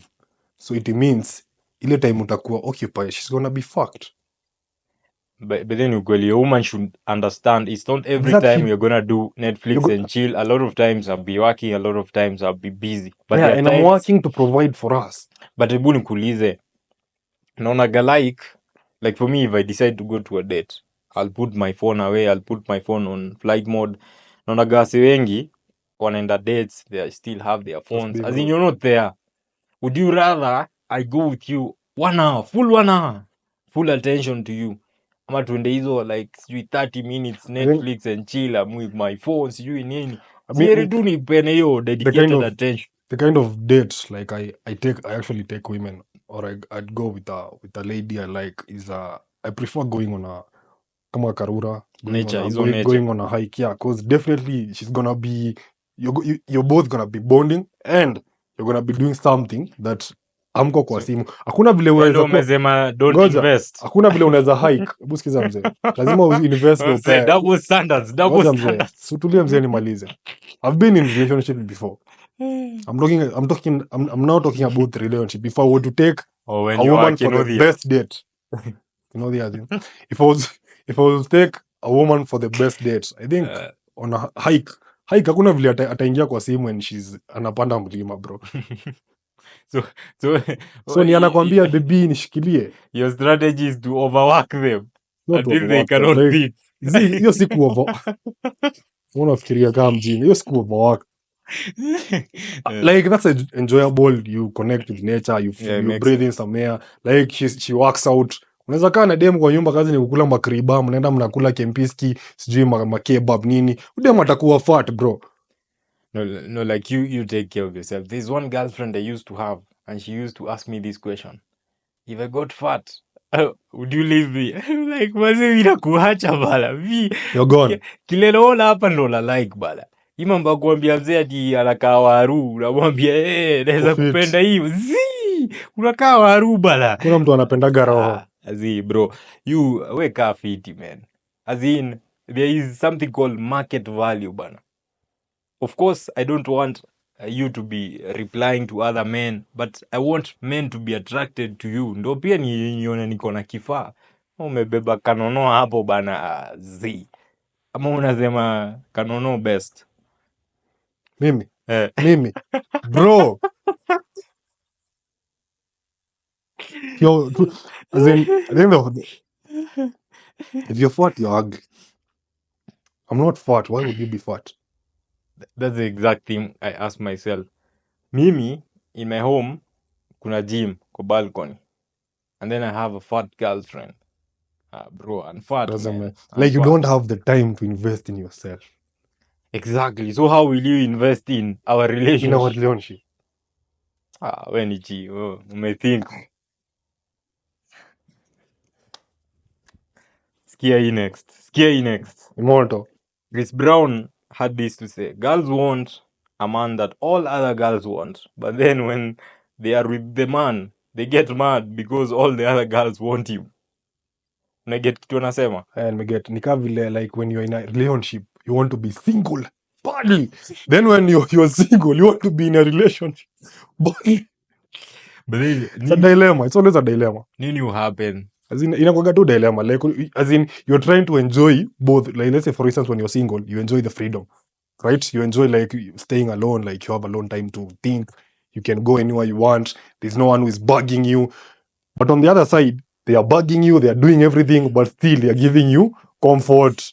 They are giving you, like, you have someone to laugh with. But on the dark side, she fucking ignores you. She fucking, like, anakuuthi. So I think we want a little bit of both, but labda sasa ukuwe na, but it doesn't work that way. You need to be out or in. Bro, like for me, nasema I have the last kama 1 year hivi has been the loneliest time in my life. Hadi sijakuwa na dem sleepover for the last 1 year. 1 year. Bro, it's a bullshit life. Bro, unaweza imagine sasa tuseme una dem yako anakaa na wazazi. Bro, But unajua kila msee hapa online anajua the kind of woman you had before. which kind of woman? but lakini bro, mbona relationships will get toxic hivyo? It gets toxic when someone, like, when you let me tell you something. It gets toxic when you block the manipulation. So let's say, for instance, you're in a relationship where someone is over and over manipulating you. He tells you, if you're not gonna do this, I'm not gonna do this. If you're not gonna give me pussy, I'm not gonna if you're not gonna buy me an iPhone, I'm not gonna give you pussy. So the moment I realize you are using me, then I tell you, I'm not gonna go on with this kind of relationship. She realizes she has fucked up. So she wants to gain the control over you. So if you break up with someone, you broke up for a reason. Move on. Never come back. Never come back. If you swish something in a trash bin, leave it there, bro. Never get it back. It makes I think that's my point of view. Being in a toxic relationship, and toxic relationships are actually worse because you can end up killing each other. They can kill you, or you can end up killing them. That's fucked up because you're gonna end up in a fucking prison. And most people, like, I see clips online where people say, when you see a girl and a boy, people who are in a relationship who have seen each other naked, achana hiyo kitu because utabaki katikati. So we are advocating for people to be toxic, like we are actually enjoying it. Ukisikia wasee hapa nje familia wakipigana kitambo, sahii watu wakipigana huwezi enda kuingilia. Kitambo, actually, when people were fighting, nakumbuka manze, when we were, I think I have those memories when the kind of plots we were living then with my mom, families were fighting. Right? Unasikia manze, bwana amepiga bibi yake kama gunia. And people went to stop the fights. Exactly. But right now, acha nikwambie, even most ladies who die in this era and age, there's someone who could have helped, but they don't want to be involved in some bullshit. Kuna mse fulani nilikuwa na joke na Benjalas podcast, kunasema kuna mse alienda kuuliza vita ya wase wawili wakipigana, akaambiwa manzi, badala ya kupiga manzi yako piga wanaume wenzako. Mse akagotwa. So I think those are the kind of bullshit, and right now most people are so fucked up, so carved up in their own shit. They don't want to involve other people in their own shit. So if you're fighting, fight, kill each other. Right now, let me tell you something, bro. If you see people fighting out there, are you gonna go utaenda kuingilia? Nah, bro, fight. Tunaweza pata mzee akona kisu nini. Exactly, yeah, msee, and you die for nothing. Alright, next story. Kuna the guy called Ndogo Eric Amerix. So Amerix, there's a dude like Kavile, there's somebody younger who might be like looks up to you and you like you're doing well and the guy texts you pale IG kwambia and the guy says this to you, I hope you're doing well, I'm requesting for financial help where you can, I haven't eaten a thing for 2 days, nimefungiwa nyumba na worst of all nimetafuta kazi hadi kutupa takataka sijapata, I'm using a certain free wifi ya mse yako na cyber hapa aliwahi niugadishia nikiwa najaza KRA pin na haikuforget, please send me anything you can get nijisaidia hata kama ni food pekee 07 blah blah blah blah. Then Eric Amerix himself text this, just die bro, the world doesn't care, if you cannot get out there and go look for work, just lie down, die and perish. What do you take? I think that's there's no better response than that. For me, I think it's the approach that is a problem. This guy, first of all, Amerix doesn't know him, right? Yeah. But this guy starts the text with, I hope you're doing well, I'm requesting for financial support, I bro. don't know. Bro, But I that think, is not how you get something out of somebody. yeah. Kuna the art of pitching things. Like, bro, you can't come, I don't know you, we have never spoken, and then you start with financial help. But do you think if he pitched an idea of a business, Amerix would have invested? Not even a business, bro. Amerix, I think he posts social media, but he doesn't do things like AI, bro. If you can access the Wi-Fi, you can do something on the internet. Tell him I can do I can create 3 posts for you. Unijenge so tatu tu. I know it's little money, but it's the only thing I can do right now. Na niko mbaya. But my question is, how long has Amerix been in the industry? He has been in the industry long, but you know, one thing you have to understand, for me to help you, I have to relate to the story. I have it has to look like you're working. And see But the this kind guy of is value just you're providing to me. like, yeah, this guy is just like, Like we are bros. bro, nitumie si kitu. babako. Mi si babako bana. As in, Nimeelewa. angeoffer tu kitu. Ange-pitch something. Yeah, because the dude alituma 11:12 am, Amerix replied 1 hour 30 minutes later. So what does it mean? If it was something of value, He would you'd have still have He replied. would have helped, yeah. So probably you'd have taken a deal like, yo, I can create 1, 2, 3 things for you. You can pay me as little as you can, because it's minimum wage at this point. At this point, you're just trying to survive. You're not Hata trying to 20 iko make best. money. Yeah, you're just trying to, like, can I eat today? So Jokunawa say But they do you live think- like day by day. But do you think that post makes sense? Like, Like how kwani wewe ni kiwete?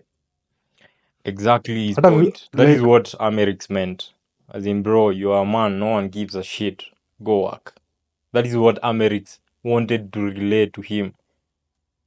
But as in, unaget, this guy is saying, ametry job ya kuokota takataka msee. Amejinyimwa hata hiyo. Hiyo inahitaji qualification. Hiyo inahitaji tu msee anaweza vumilia harufu. Unaambiwa yezi bro, tumejaa. Unaget? As in, msee ndo email mentor wake. Ule msee he looks up to. Alikuwa probably amefika mwisho. But also, this is Kenya. Inaweza kuwa ilikuwa scam pia. Unajua Kenya, yani place kuna pake, they don't give a shit, they'll make you dry. But rather nikwambie mimi kuwa na ile roho ya I act all tough and like mnajifanya mimi beast. But acha nikwambie, if I feel genuinely you need help, I'm gonna fucking help you. Like for instance, kama juzi, I'm not saying this to boost myself or something, but juzi nimeenda, I was buying some stuff. Then a woman came. She claimed that her husband alikuwa ametuma do. So this woman has 2 kids. Moja ako kwa mgongo, mwingine ako chini, no? And she's trying to buy something from the shop. Most probably sijui ilikuwa unga nini. Mimi niko hapo buying, like nimekuja, actually nilimpata hapo. So vile mwenye duka akamwambia hajatuma and bado kuna deni huku nini. She started crying. Like I was like, bro. Alikuwa anadai, actually hatukubonga naye, mimi nilituma so, nikatuma an extra so. kamwambia just give her. Unaget, like kuna hiyo level ya manzee pia you are a beast to some extent. Kuna level zingine as much as tunasemaga manzee network nini manzee, like kuna mali inafika pia una feel bro man, hii ni fucked up. Unajua, this was an internet relationship. Yeah.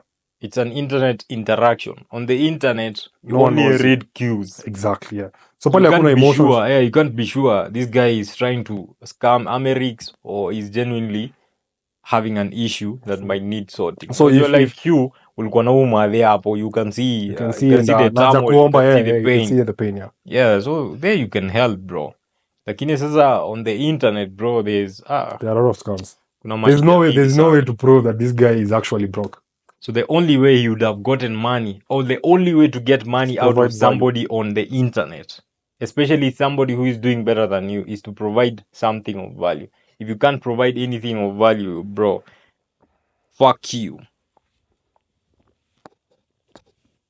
Yeah, Bro. wasi. Say it, man. Refill.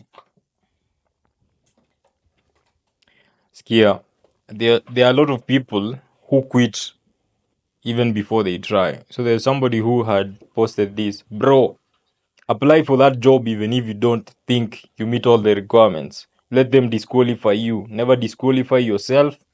Never be the one who says no to yourself. Think your principle inafaa kuapply in everything in life.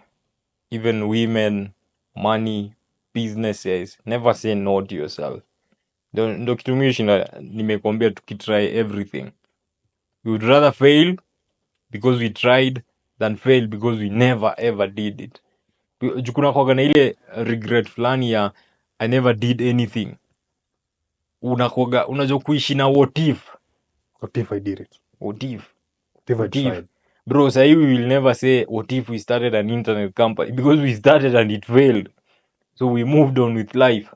We'll never say what if we started a sneakers business because we have it. We'll never say what if we started a software company because we have it. But if we started a podcast? We already have it. Exactly. As in, So anything you come up with, just do. ianze. There's as in watu wishi life kama high school. Unakumbuka high school, everyone wanted to look cool. Like bro wangu alikuanga anaendadi na mapizza shule. So you're like, bro, ukienda, I remember Sitango akimpeleka chuo one time and he's like, nigga spent 10 quizzes on shopping. So like, umzee ni nini shida yake? But ko like, if I go to school with the most cool things, kila mtu anani. Kila msee atanitambua. But the world I work hivo. There is what the highlight reels and there is the real life. Yeah. On the internet, somebody akona GLE, somebody is living well, but under the hood, ujui zile shida huo msee ako nazo. Yeah. So, bro, never disqualify yourself. Usiwahi jiambia I can't. Wacha uende uambiwe toka hapa. Wacha ingi hiyo ofe, uambiwe bro, hii labda uoshe. As in, kutry Never know what an happens. issue, Ama unasemaje? I think try manze, try. But kufail True. nayo you'll fail. Failure, when you fail, you learn. Like failing is learning. Like for instance, experience is actually like faster to gain. You start a business, it fails. You know why the business failed. You start another business, you maneuver the problem that you experience in the first business. So kama utajaribu uwezani, but I have this on the part of the job. It applies on all aspects of life, right? Everything. But when it comes to a job, you gotta know someone, man. No, not necessarily. Bro, the only job I ever got because of knowing someone was the second job I did at the startup. My grandfather knew his father, and then my grandfather was like, yo, you unaka smart, and there's somebody here who is telling me you can make money on the internet. Every other job I've applied. Like, it's just, there's a percentage of luck in life. But you increase your odds by how good you are. Quantity over quality. Just do me usema bro, Rusha I'd tu rather CV. die of hard work, man, than But you know, like But when you apply a lot of jobs and you're not getting any, like you are getting those emails, thank you for applying, then get another email, you didn't get the job. I think that fucks up with your head. Like if you're not that strong mentally, Bro, it's if you gonna go, fuck you up. let me tell you, if you go to careers site for the company I work on today, before I got in, I had 10 fucking applications. 10. I got in on 11. So ulikuwa umeweka namba, utaapply mpaka namba. Like, it was a good There was opportunity. no If I limit. ever get in, I get in. No one I knew had ever worked for that company. If I get in, I get in. If I don't, I don't. It's life. Bro, unapiga like So but no, hata jiulize how many videos tumepost Makachero. More than 10,000, more than brother. 10,000 videos. 10,000. There are people who like they Posted post like 2, 3 and they make They're it. done. Bro, we have done 10,000 and we're still here. Bro, life has no formula. You could do 2, get in. You could do first one, get in. You could do 100, never get in. But the only difference is trying. There is no, hakunaga formula. Hadi Gary Vee niliona ameulizwa. Like, if you were to go back to a 20-year-old, what would you tell that 20-year-old? Bro, just try. Because there is no formula. As in, there's no one who can give you a blueprint and tell you if you do 1, 2, 3, 4, 5, you're gonna end up here. Yeah. It's bullshit. It's this thing leads to this leads to this. At the end of the day, you seem like you're lucky. Some of it is hard work. Some of it is just pure luck. I think, like in trading, how many people take like thousands of trades? Some people take thousands of trades to be profitable. Others take 2 trades and make $10,000. Right now in Kenya, the job market is flooded. Right? True. We have more than, let's say, for instance, when it comes to, let's talk about something like economics. The jobs are less and less and less than the number of people who can do the job. Who can do the actual job. And most companies, most startups, most government institutions want to pay less, right? So if I'm a graduate, or if I have a master's, I qualify for that job, but for a higher pay, right? So what do they do? They ask for people who have bachelors, who have diplomas and certificates to do that kind of job, because I know this umse atafanya job and I'm not going to pay them more money. So what are people with degrees and masters are going to do? Kuna wasi wako na masters wanaendesha nduthi, bro. And I could see that they apply job. They are applying for the job, but they are not getting the job. For me, I think somebody who has gone through uni for 4 years or 6 years, depending on the course they took, and decides that the best they can do is a menial job, I think is not doing justice to themselves. This is what I mean. If you went to uni, every uni has a computer lab, every uni has a library, which means the knowledge available on other ways to make money is more prevalent to you than somebody who dropped out at class 8. Ukisema, I went and did engineering for 6 years na naendesha nduthi, you're doing a disservice to yourself. Because your capacity of thought is not the same as somebody who finished at msea class 8 akidrop out aone nini neza tu, wasi wengi wanaendeshanga nduthi huku and achukue senke. It can be alright, but bro, you spend 6 years in school. You're among the smartest people that school has seen, that country has seen, but umeamua the menial is the most they can do, just because apply all the institutions and the institutions are not giving you a job. Bro, how many people do we know who applied for jobs, they didn't get in, they went to do online writing and they made money? Hawa ndio walikuwa wanaselia watu accounts during COVID. Kuna boy wangu tukua kampo, alifanya engineering 6 years, aku get into the engineering board. Nikiwa kampo endo alikuwa anatuuzia hizo accounts. Alinunua ndae tukiwa kampo, alinunua Forester tukiwa kampo.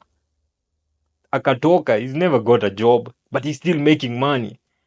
So unafaa kuwa na hiyo differentiator. You're smart bana. You're not like ukuenda kole ndo upate job. Na kama ulikuwa upate job ilikuwa ya kampuni ya babako. ni odds, it's gambling. Life is a gamble. Life ni gambling. You can get a job, For how you might long? not Like, get. Life is a gamble from zero. Bro, from the moment you were born. we Kuzaliwa ni kuzaliwa na gamble. kufa ilikuwa gamble.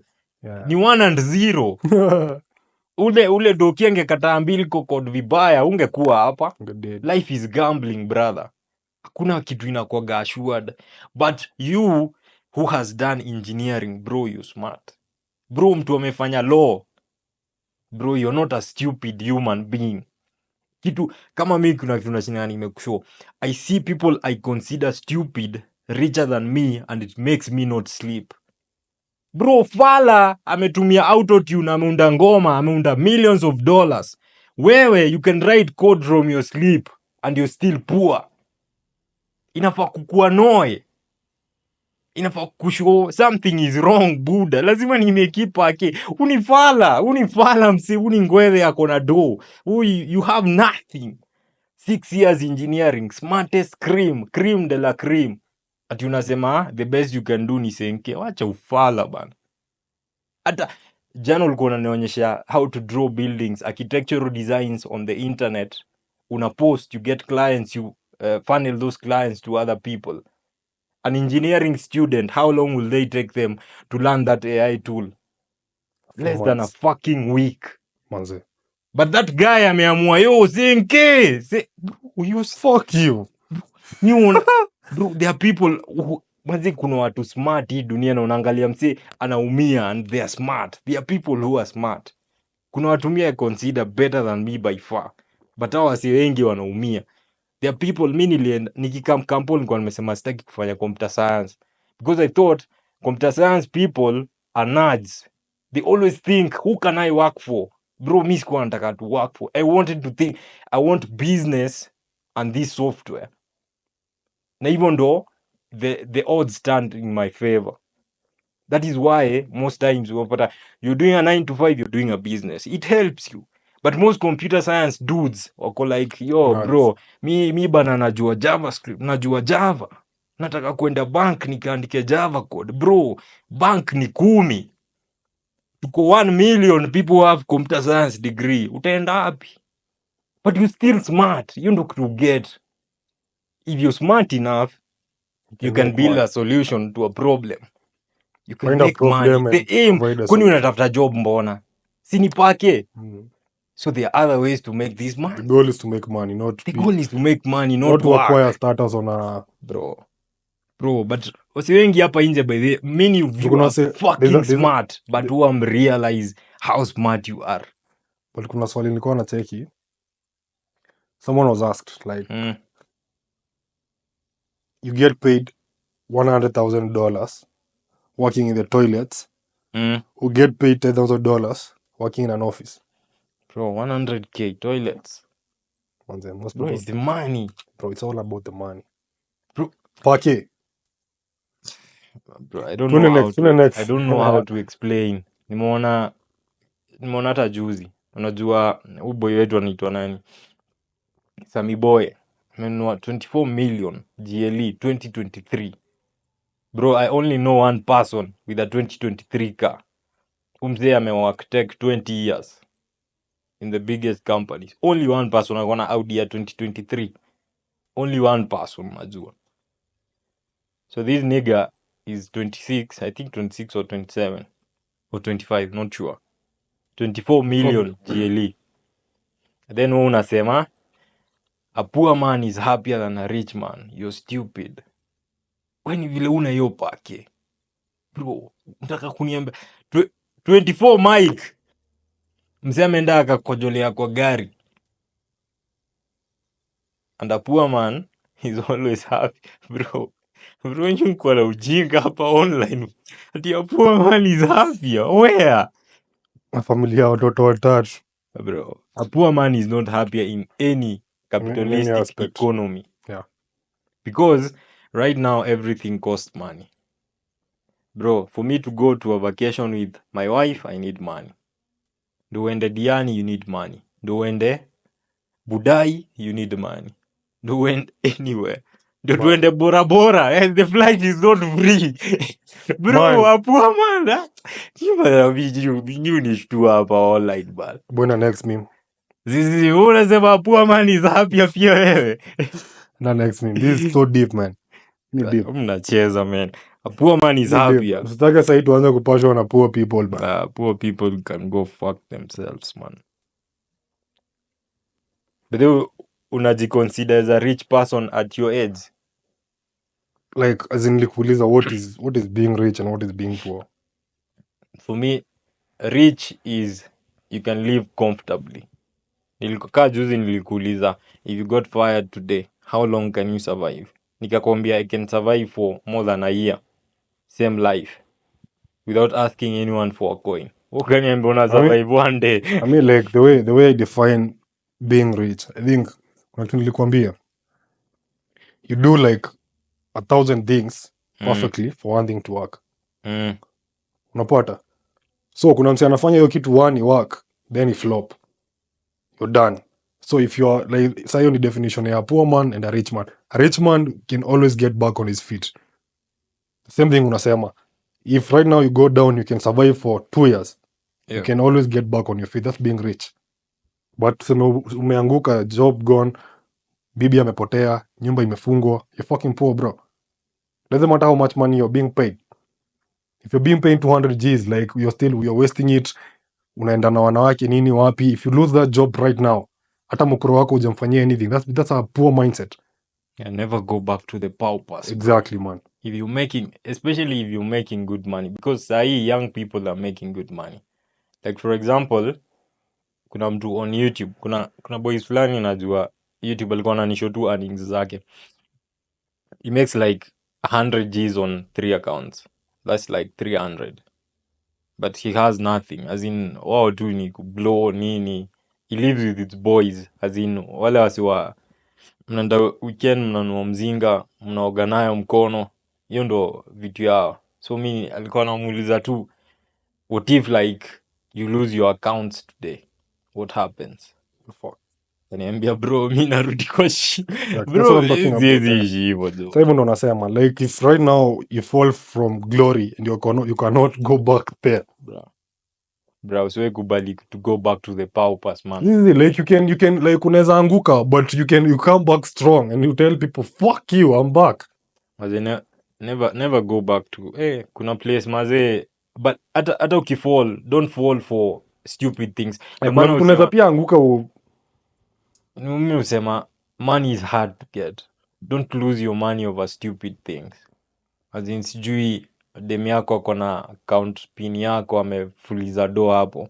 Bro bro ashaifulizwa man. Bro, mzaki zatoa mic kwa account yangu na muendea bala. Bro ashaifulizwa na wife. Don't happy. Kamita. Kwa account ya bank na account ya invest. Sasa hiyo ndo ku lose money over stupid things. No, just the fucked up thing is after he lost, he came back home to my mom and he's like, "Mommy, it's fun. Nikawa like, for me, next of kin on all my accounts ni bro yangu. As in mi nikiweza kufa leo, nyi mnaweza toa do kwa like, account zangu zote. Because I noticed it when my dad died, my mom didn't have those pins na nini. He went through a lot before I get hiyo pake.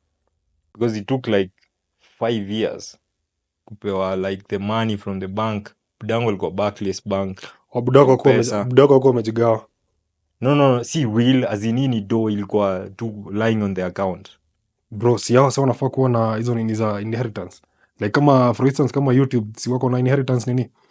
Inheritance gani? Pesa pili ingia kwa shimo bala. Zizi. Like let's say for instance Mr. Beast dies right now. Pesa inaingia Mr. Beast bala. Wewe kwa YouTube kaza hii tuseme channel zao zina make do.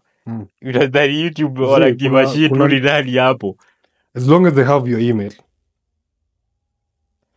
Kitu moja unafaa understand. This is how money from YouTube comes in. YouTube looks by showing ads, you're paid either watch ads, super chat, all those things. So that money goes to YouTube. YouTube is always calculating it on YouTube Studio. So at the end of the month, like now, you can look and see how much I have made. So that money gets transferred on 21st or 22nd, one of those 2 days mostly. It goes to AdSense. So you have connected an AdSense account. Your AdSense has an account to your bank. So from AdSense, it gets wired to your bank. Like for me, I'm paid through Euro. So it goes from AdSense to my Euro account. And then after 21st goes to AdSense, or 22nd, then by 23rd, 24th, inakuja kwa bank. So if you don't have a pin to that bank, how are you getting that money? You're never getting it. Now where's the next of kin on that on your bank? Kuna mtu anaweza exactly, ndio maana nasema next of kin. Next mi sijui budangu alikuwa meka. Budangu alikuwa mtu shedi mbaya. Kwa mse wa ina next ama. How many hours hapo? Ono tupigia another 1 hour ama 30 minutes. Kuna mtu ana advise their son. Dear son, Yeah. banks treat you nicely when you're rich. Companies treat you nicely when you're skilled. Women treat you nicely when you're handsome and rich. Yeah, hapo kwa handsome nikaa nimeumia. Men are loved conditionally. Nobody gives you sympathy if you're weak, poor and broke. I think hii story tumeiongelea tena, si ndio? Yeah.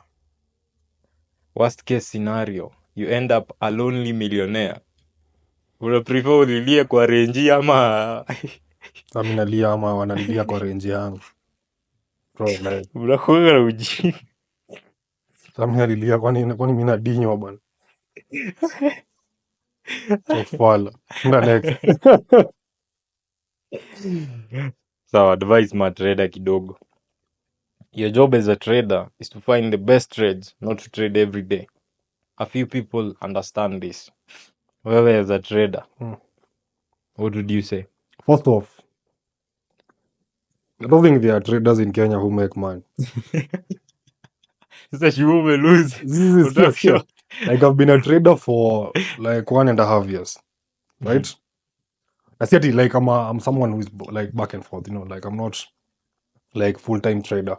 But I've realized one thing: there are no profitable traders in Kenya. If someone takes the time to record a video of him making a profit and then posts it on TikTok and YouTube and Instagram and has the time to reply to your comments, be wise. Tumia akili mtu wangu. For me, I disagree with that. No, you don't. In Acha nikwambie. Let me tell you the reason why. Tulioshwa na msee mkubwa anaitwa nani? Alex Gonzalez. Alex G. But Alex G hakutuosha. Alex G alisema hivi. I'm trying to turn $100 to $1 million. If anyone wants to join me and take the similar trades to the ones I take, join. Wewe tukakuwa na account ya $2,000 tumemake $600 juu. Ukasema to hold. Kidogo margin call. Sasa hapo, how is it the fault of Alex G? Like sikiza acha nikwambie chenye namaanisha. What I mean is like when you're a trader, there are good days and there are bad days. But what do you do, ngoja? What do you do when bad days ziko mob? You know you can make profit. You know how to actually make profit, right? But see guarantee, because this is the market. You're dealing with an algo, especially when it comes to the risk. You're dealing with a market worth $1 trillion and more on forex. So nitafanya nini ndo nikue a profitable trader all day every day? Natafuta vinovia. No. Nawapea skills zangu. So, how come I don't sell anything but I still make money? This is the thing. Trading is a P&L. When you're accountant, profit versus loss. What is my loss limit? What is my profit limit? If I have a target of weekly, I want to make 1,000, 2,000, whatever amount I want to make. If I make that money cap out, you're done. There's loss on the other end because you will not win every day. Some days are bad. But what you need to understand is what is your limit.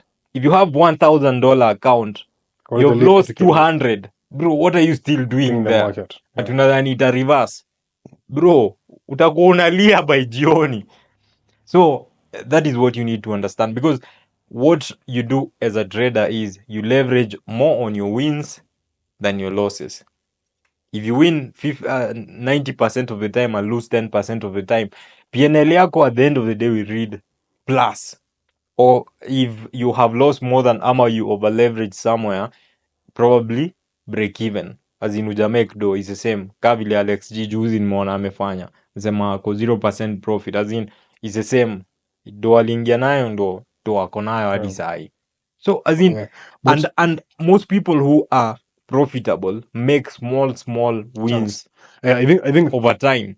But most people who are not profitable, somebody puts, like let's say somebody puts $100 and I lose yote leo. Tomorrow they deposit 100, they make 300. The next day they deposit 100, they lose it all. As in people who have those fluctuations. But somebody who is like from 50, I want another 50, and they're done. That person over time will be profitable compared to the person who is just doing full magin. I think being a trader is like being a prisoner. So Trading is gambling. see gambling. Ni gambling. It's gambling. It's not actually pure gambling. It's pure Skiza gambling. kwanza ni pure gambling sawa. It's 50-50. But ukilinganisha a trader and a prisoner alienda jela why? Because of greed. So that's your failure. Utaenda kuwa maskini. So the time he is serving is the time for you to take kuomoka. Na kitu moja ndio ina run prison, hope. Hope ni do una deposit. So ukiekelea hii pesa yako, protect hii pesa with your life. Exactly.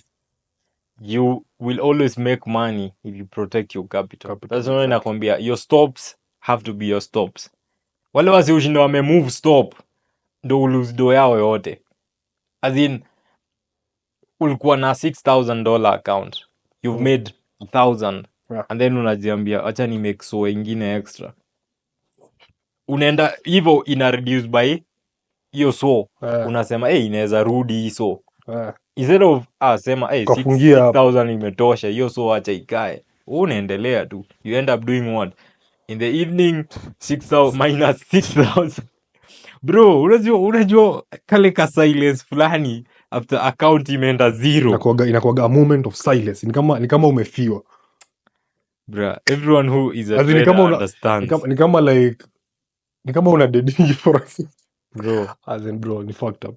And the next, but you should be an emotionless trader. Manze. Whether it's winning day, emotion zinakujaga juu ya greed. Yeah. You turn a $1.39 account into $10. Unataka kumeka $100, bro. How? Kwani derive wako hapo wakulisha? Derive si nyanyako. A man will date a woman for 5 years, meet another woman within 5 months and marry her, and then later cheat on her with the same ex of the 5 years. It makes sense. Is that the nature of men? Are all men cheaters? Nena. Hey, lover boy. Lover boy, right? Are all men cheaters? I think all men are cheaters. As in, not all men, like me. I'm a man, so bro. As in, tuongea mimi na wewe, between you and me right here. Are men cheaters? Are all men cheaters? Like how yeke in a percentage form. How many percent of men do cheat? Men who have options cheat. That's not cheating. You have options, bro. No, it's cheating, bro. Umeambia mtu. Acha nikwambie sikiza bro, ngoja bro. Bro ngoja. Acha nikwambie, when you are high value man, udem hata apate una cheat, ataenda mahali. She knows she's replaceable. We are talking about men like us. Wenye wanajua udem akinitoka manze na nimeinvest kwa hii relationship ni ngori. Ukiwa na paki yako uko fiti, udem akienda kesho unaleta mwingine. We are not talking about the 1%, we are talking about the other percentage. Right now you have a girlfriend, unaenda unapatana na dem mwingine. That's cheating. Most definitely. Because hiyo si options kama una hide. No, when like for example, when I have a girlfriend, if I see another woman, I like compare her to my girlfriend. If she's not better than my girlfriend, I just walk. If she's better, I think, time to conquer. As in, even though we think men operate evil, that is how me operate. As in, mi hata kwani pantambua bana. Bora ni gari. Bora inapumua. Bora inapumalisha mask, balisha box. For me is like, as in nikiangalia udem na dem ya. As in unajua kuna ile ya what you're losing versus what you're bargaining for. Eh, Una bargain upewe 10 bob na una lose thou hapa. Unafaa kuangalia bala life bala, lazima azinka demu wako ni peng 1k. like Si how ndio? do you value like tuseme for instance unavalue aje huyu dem ni mali safi kuliko manzi yako, The first thing you see in any woman is physical appearance. matako na jegi. As in, if she doesn't dress better than your woman, doesn't look better than your woman, of course, value Bro, anaweza kuwa amedress fiti na ameoza ndani. kuoza ndani. Nyinyi mnakogala ujinga. Nani anaonanga ndani? Let's be factual bro. Like, Sasa what ameoza you see ndani. on the outside is not what iko on the inside. Ngoja, wewe ukiona dem hivi mara ya kwanza kitu unaonanga ni patience and honesty. Sikiza, mi semi roho. I'm not talking about the heart. Mi siongelei roho. Fuck emotions bro. Mi siongelei roho. Unasema ni I'm talking about, like, for instance, you have your girlfriend, right? You've both been tested, you know you're clean, she's clean. So to protect this integrity, Buda, kwani Nairobi mnadinya na roho? Kwani hamdai kuishi nini? Buda, mimi najipenda bana. Cheki Nairobi, so sasa nikuulize, so inamaanisha kama unadinyanga dem yako na CD, hiyo si relationship, hiyo ni umalaya mnafanya. Bro, acha ikuwe umalaya, lakini labda sasa umwambie utai mpate ball. Kuulize aje, uko na dem, like mimi dem aishi na mimi, si ndio? Dem anaishi kwake. What the fuck do I know she's doing when she's not with So me? that's not your girlfriend. Tunaongelea madem bro. Kwani dem yako si anakuanga wako ukiwa na yeye? Kwani uko na yeye? Oh, exactly. So wewe si dem yako. So unaweza cheat. Hiyo si ama aje wazi. Si ndio? Kama dem yako si dem yako mkiwa na yeye, si dem yako. Point hapa bala. Lava boy unataka achome relationship. Hizi ndio point sahihi. Lava boy. Bacha tunasema. What I'm saying is, so for instance, acha tuache kuongelea basi girlfriend. Let's talk about a wife. Sasa tusemeaje, Benja ameenda pool party na sisi. Apate dem huko. What do you think he does? Hakuna wife kijani. So as in, ako loyal to the wife. Exactly. If he goes out with another chick, he's cheating. If you have a wife, you need to protect the integrity and the trust you have with this woman, right? Ukweli uongo. Because the moment you fuck up, umefuck up familia yako. So why would you cheat? Ukioa, that's the end of it. That's the end of it, because you weigh the options. So you hata see the options. Unaangalia unaona this chick is manze yako fit hata kuliko dem yangu. Bro, ni ulichagua huyo dem yako. Bro, no maana naambia usiwechagua kiatu bwana. Natembea hivi tao uko like, yeah. Bro, manze kwani wife wangu manze nilioa mapema ni.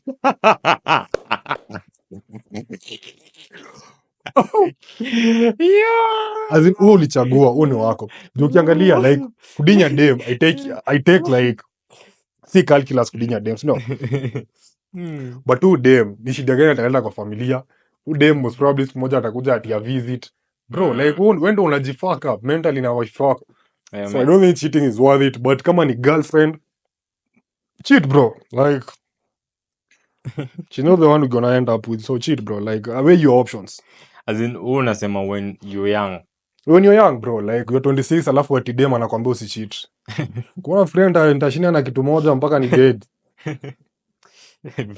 Bro, fuck out of here. Suka single bas. Si nikiwa na wewe tuko single, you're just smashing manze. Nikikwambia wewe ni dem yangu, wewe ni dem wangu wa kudinya daily. Niko na wengine nadinya mara moja moja. That's the reality bro. Like vile naisema openly, most people do that. Avoid such men, avoid such people. All men are like me. I'm actually the best. I'm the best you're gonna get from the streets. Sikia basi, man to man. Yeah. The moment a woman does something that reeks of disrespect, tell yourself, my wife would never do this, and walk away. No debates, no justifications. Only weak men entertain what strong men reject. But what do you do when you're stuck? There's nothing like being stuck. Wait, bro, for me, personally, I don't date women who drink because I don't drink. And I drink and I can't date a woman who drinks. Saa, tusemeaje, I get a girlfriend, I never knew she used to drink. And then, de moja akamkejani amelea. What do you think I do? Bro, the relationship is dead. Imededi. She's gone. doesn't matter nini nimeinvest into it, doesn't matter nini, is gone. Hata kulipa school fees. Bro, hiyo ilikuwa Wazi. haikuwa needed jo. Unaharibu points, but kile nasema ni, as in, if you have, these are my principles, this is what I need from a woman, if she doesn't meet them, many women are, you can most women out there, all women out there are fuckable, but not many are dateable based on what you're looking for. As in, kama mimi nikisema I can't date somebody who drinks, eliminate like 90% of women sahi, si ndio? Yeah. But it is what it is. As in, mimi ndo nataka, dem probably there's something, dem probably pia anasema hezi date msi akunywe. So ni maisha ni wewe jichagulie.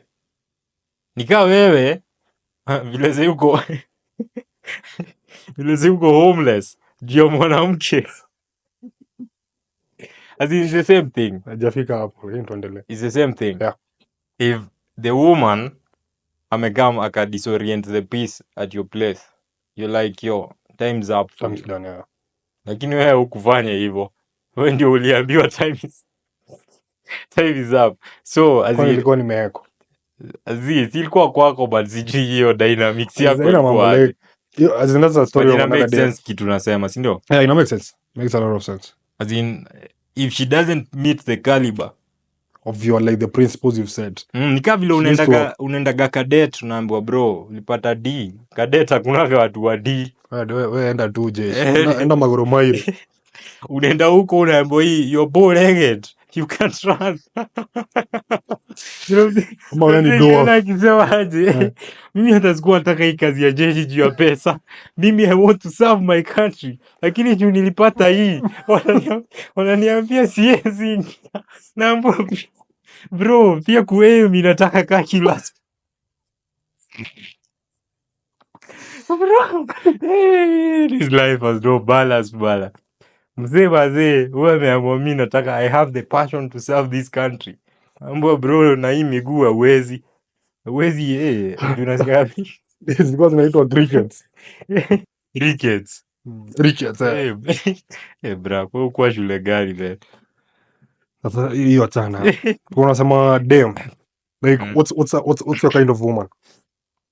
Like, as in, Abu explain like the kind of woman you'd want to be like your partner for life or whatever. For life, sijui, but for normally for me, like, one, I hate loud women. As in, you know, women who are always shouting. As in, suniambie tu pole Lakini pole. hiyo siko kwa DNA though, like every woman is like that.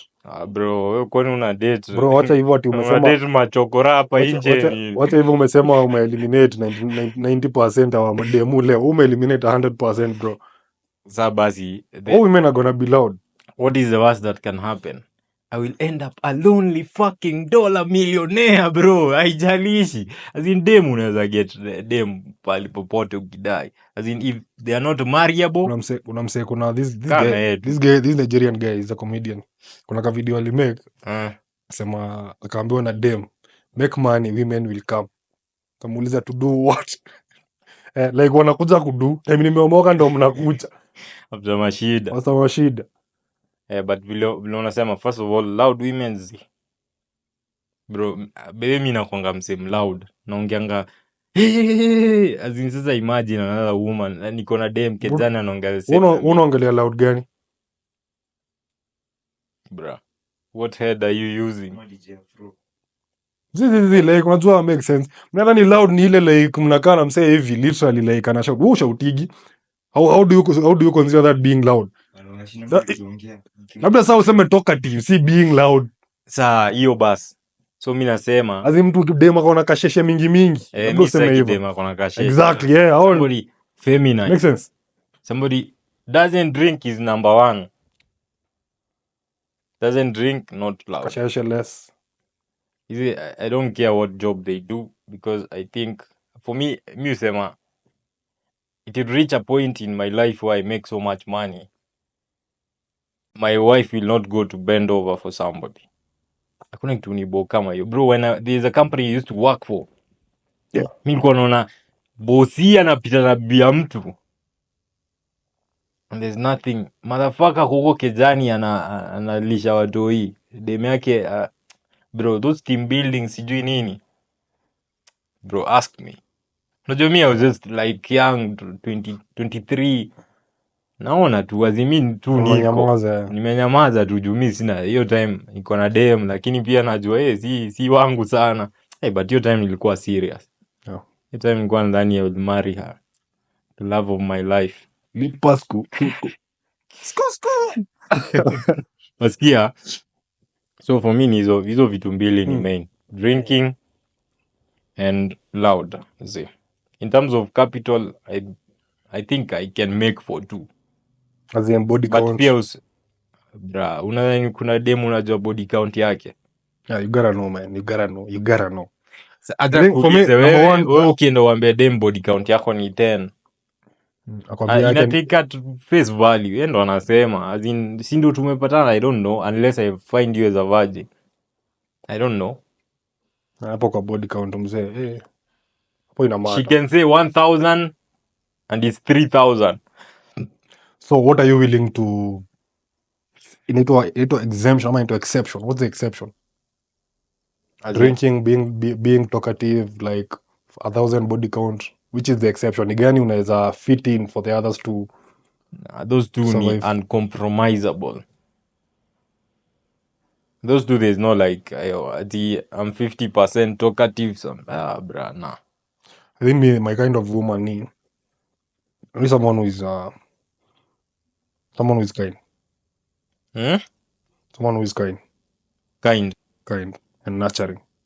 That's one. I'm choosing that because of my kids. Sitaki manzee nipatane na msee mwenye ni ngite. Ukipatana na msee you're trying to raise your kids, as in you're trying to work to raise your kids.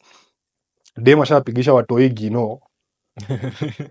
Si mse vile ni mlevi hivyo, budangu alikuwa mpiga ma all soaps.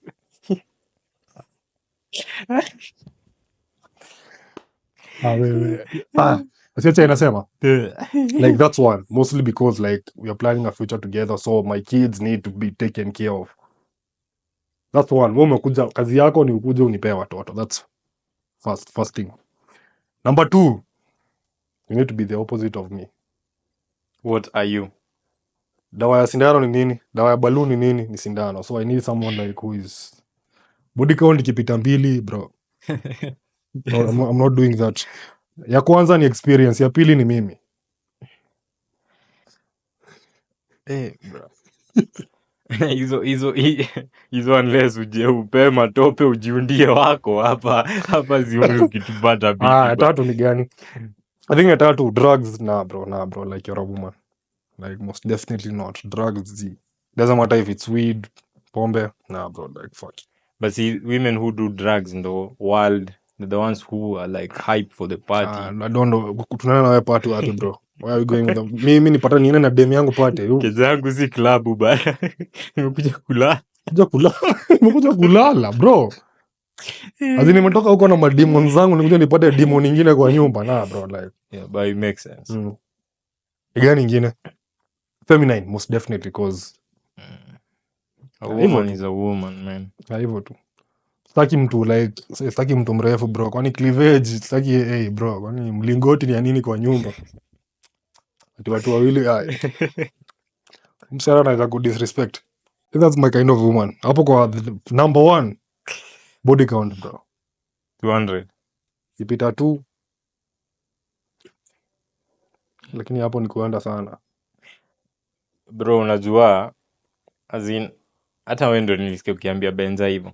When you go meet a woman who is not a virgin, she was with a boyfriend that they broke up, then there is you, so you're always number 3. Number 2 mostly. Sinasema number 2. So but kama ameendaenda yuko number 5. Bro, unataka shamba imelimwa bwana. Unapata wewe jembe yako kuingia kwa hiyo shamba ni jembe number 50. So unasema then your issue is insecurities. Insecurities, like bro, kuna hiyo level of respect. I think most women who have a higher body count don't respect their men. dem akipitisha body count ya 10 she doesn't give a fuck bro. Ameona more bigger dicks than yours. Ameona all types of dicks. Amefanya styles zote like literally bro, nini hajafanya yenye unaweza muonyesha mpya? Bro, mpeleke Mount Everest. It's logic like bro, ni logic. Sahi sema tu kama Cairo. Right now I'm not interested in dating.